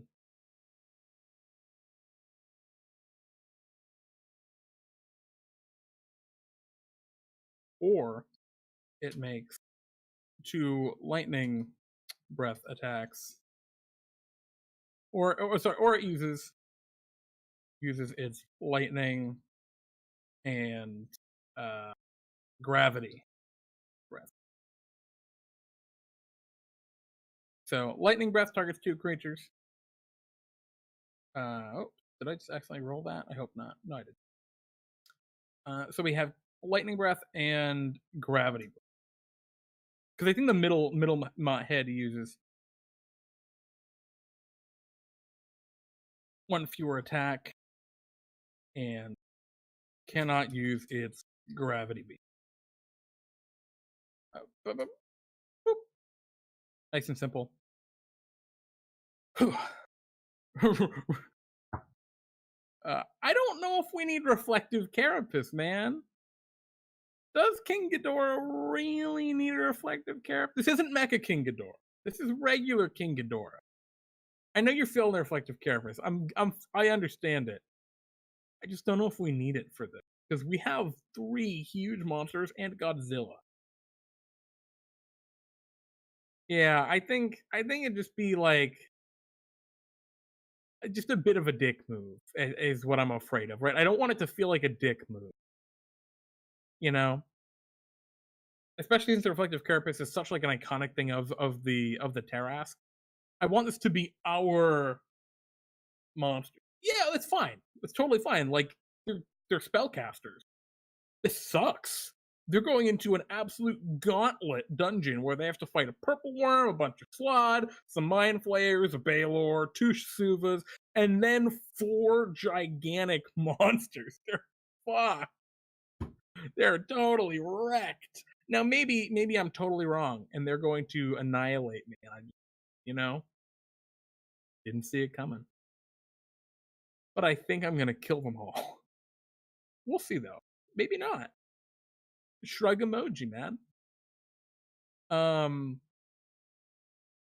Gravity. I'm looking at Frog's idea using the telekinesis spell. Not a bad idea. Not a bad idea. I'll tell you what, V-Money. If King Ghidorah gets summoned, right? If Godzilla uses ability, I roll and we get King Ghidorah, and they are wrecking the fight, I will give King Ghidorah reflective carapace. I'll play it by ear. Something you can do as a DM. Until I put King Ghidorah on the field and one of the spells reflect, King Ghidorah may or may not have reflective carapace. You know, we've got no clue until my girlfriend is calling me. Hey, sweetie, I'm still streaming. All right, love you. Bye. All right, sorry about that. Jamie was asking if I wanted any food, which I do. I'm so hungry. I could eat the world. Kind of surprised I'm still going. Actually, this is going a bit long, but you know what? I think that's okay because I'm really into it. I'm usually not this really into. Um, yeah, exactly. And in this case, King Ghidorah has it, but if whenever you're making a monster, and this doesn't just apply to homebrew monsters, any monster, that monster does not have an ability until you say that it does. Your players fight a troll, and they say, "Ah, trolls, they have resistance." That troll does not. I'm sorry, they have regeneration. Your troll does not have to have regeneration until you decide that that troll has regeneration. Your players go and fight a dragon, and you just describe it as a generic kind of brown colored dragon, right? Nothing like any of the dragons in Dungeons and Dragons, right? It's not a metallic dragon. It's not an obvious chromatic dragon. And they say, ah, it has fire resistance. Why not? Why? That does not have fire resistance until you decide and you tell them it seems like your fire does less damage to it, right? Until you let them know that it happens, it doesn't happen. For all they know, that dragon's immune to cold because it lives up in the icy peaks, right? And until you say one thing or the other, it doesn't exist. So I'll hold that in mind. That's you got a real strong point. It's 3 level 19 spellcasters. Shrug emoji. Maybe we got the reflective characters in there. Maybe we don't. But I'll definitely keep it in mind. Don't Jesus Christ. Definitely doesn't have resistance. It has acid for blood and spews wildly like a free bleeder. Yeah, right? I mean, why not? Let's stick back on this gravity beam though. Telekinesis is a really cool idea. I like it. I like it, Frog. It's a little more complicated than I want, given the number of pieces that are moving in this battle. Right? We got Godzilla. He's got legendary actions. We have 3 level 19 spellcasters. It's gonna be also crazy, stupid shit going on. Um, I had a troll jump out of the woods once, the Forgotten One, and then it crit someone and they died. They didn't actually die. They just very nearly died. They were like 3 hit points away from just outright dead. It was bad. It was real bad. Anyway, gravity beam. I think gravity beam can be.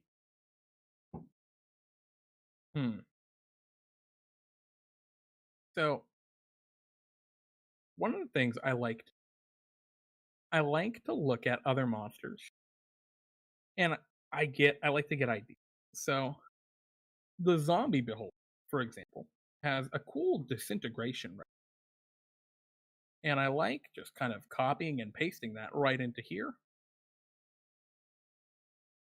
and just kind of put that in there, and maybe fix that saving throw, right? Because it's going to be a Constitution based saving throw. It's going to be a DC 21, uh, and Data, stop it!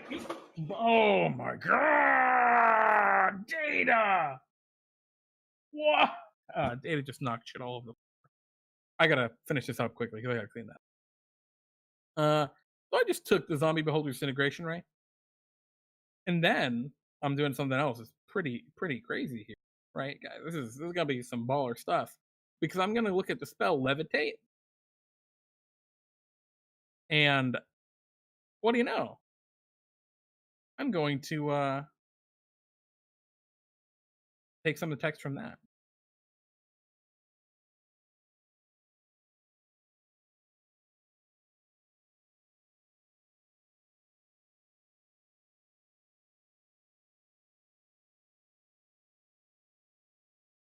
Additionally, on a failed save, that creature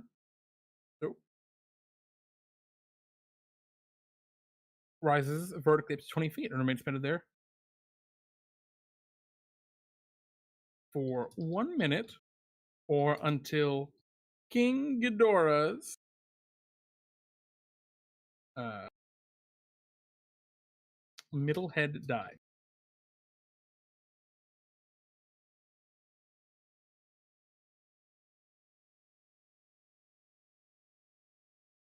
And I'm going to add the rest of the text from Levitate, just so it's in there. Bada boom. Now I see force damage, strong wind, and levitate. Yeah, I think that's exactly what we're rolling for. I mean, we got levitate in there, and we got force damage. I think this is good. King Ghidorah just wrecks people. And you know what? It says here that it reduces a creature to 0 hit points, that it turns to dust. I don't know if King Ghidorah turns things as much as like I like the idea of it's fun. Um, I think it just hits them, they take a bunch of damage and float into the air. Super straightforward.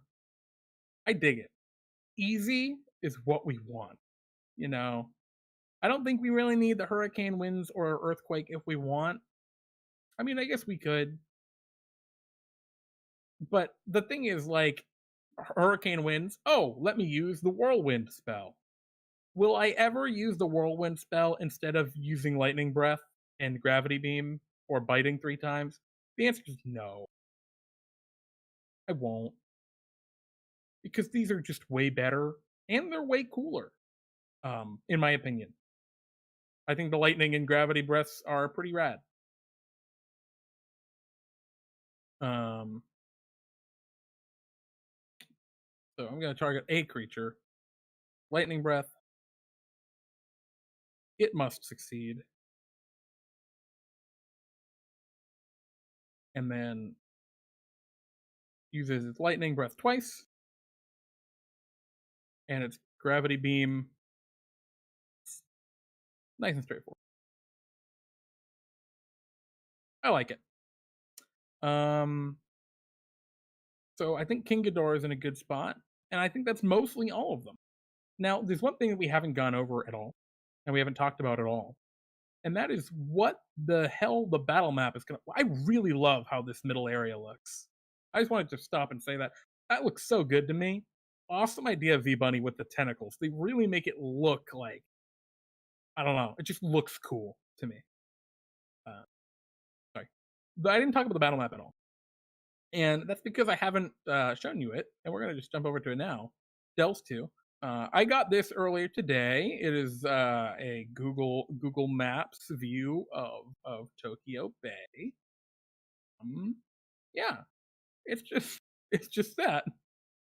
It's just really fucking weird and goofy, and I think it's gonna be awesome. That's all. Um,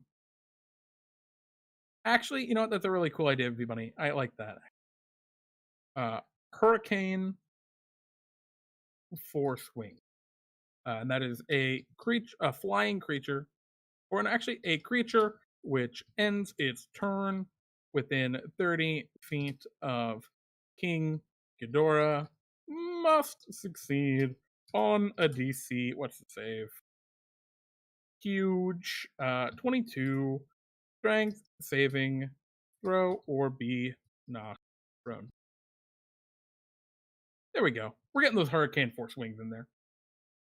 Uh, yeah, I see exactly how you're feeling there, Sheba. This is a way to do it. Is it the only way? No. Is it the best way? I'm even gonna say no. Is it the way I want to do it? Yeah. Yeah, it is. I like the Google Maps. I think it's silly. I could have gone through and drawn a bunch of buildings or taken a very generic kind of whatever. But I like the airport that's actually there now and everything. And I think this really helps to give scale, because here's the thing. I think the characters are also going to be gigantic when they appear in Tokyo. So let me just drag Godzilla onto the board and we can see how big Godzilla is actually going to be. So, I think, is that it? No, it's got to be bigger than that. So here's Godzilla. Now, of course, Godzilla is not actually quite that large, but that's fine. It's the area Godzilla takes up. And Mothra also going to be pretty comparably sized. Come on, Mothra. Come on, be big. Gamera. It's going to be radical. And this is really, it's the moment of kind of surprise that the players feel when something like unexpected happens. When it's Godzilla, they're going to laugh their asses off. But when the others all appear, they're gonna lose their shit. And actually, you know what? I know Godzilla's only a gargantuan creature. We're gonna make that even bigger. We're gonna make it 5 by 5, just to make him a little larger. But yeah, there we go. Godzilla wrecking everything. That's all. I think this is gonna be a lot of fun. Now this might be very difficult for the stream to make work right. We'll have to make it figure it out so I can move things around well enough. I think it'll be all right. Gargantuenormous. Exactly, Shiba.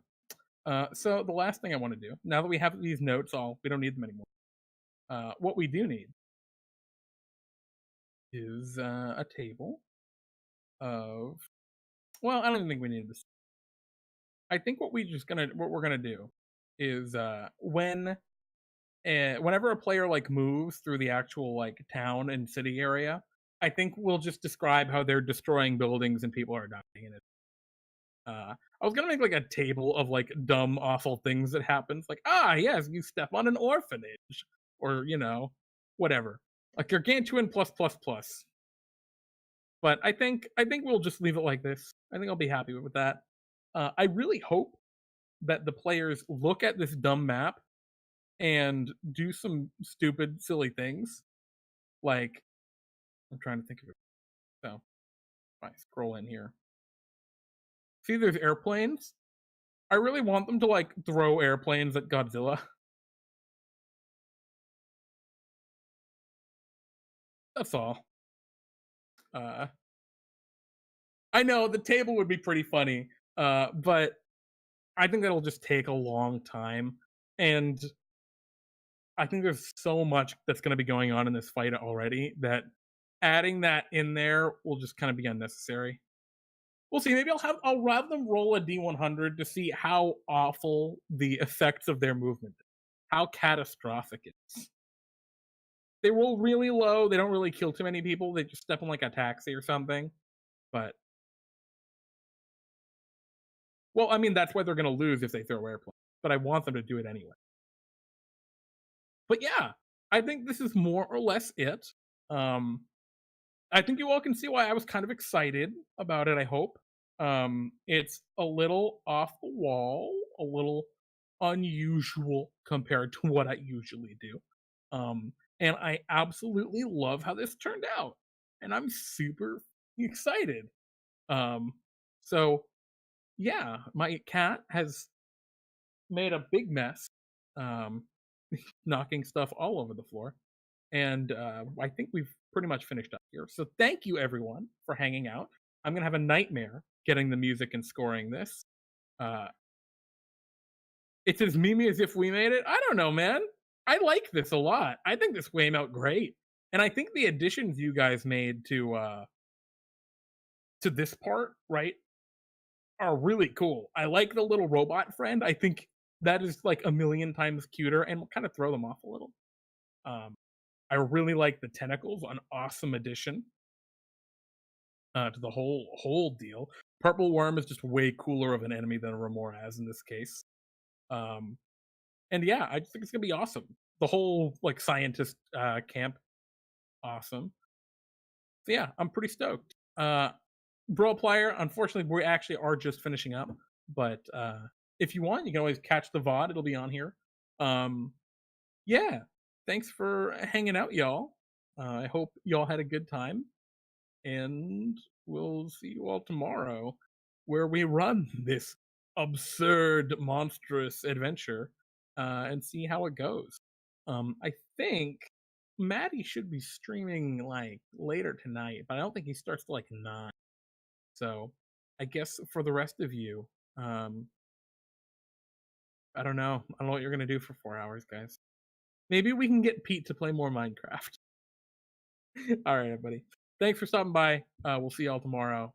Take care and have a happy Halloween. Bye.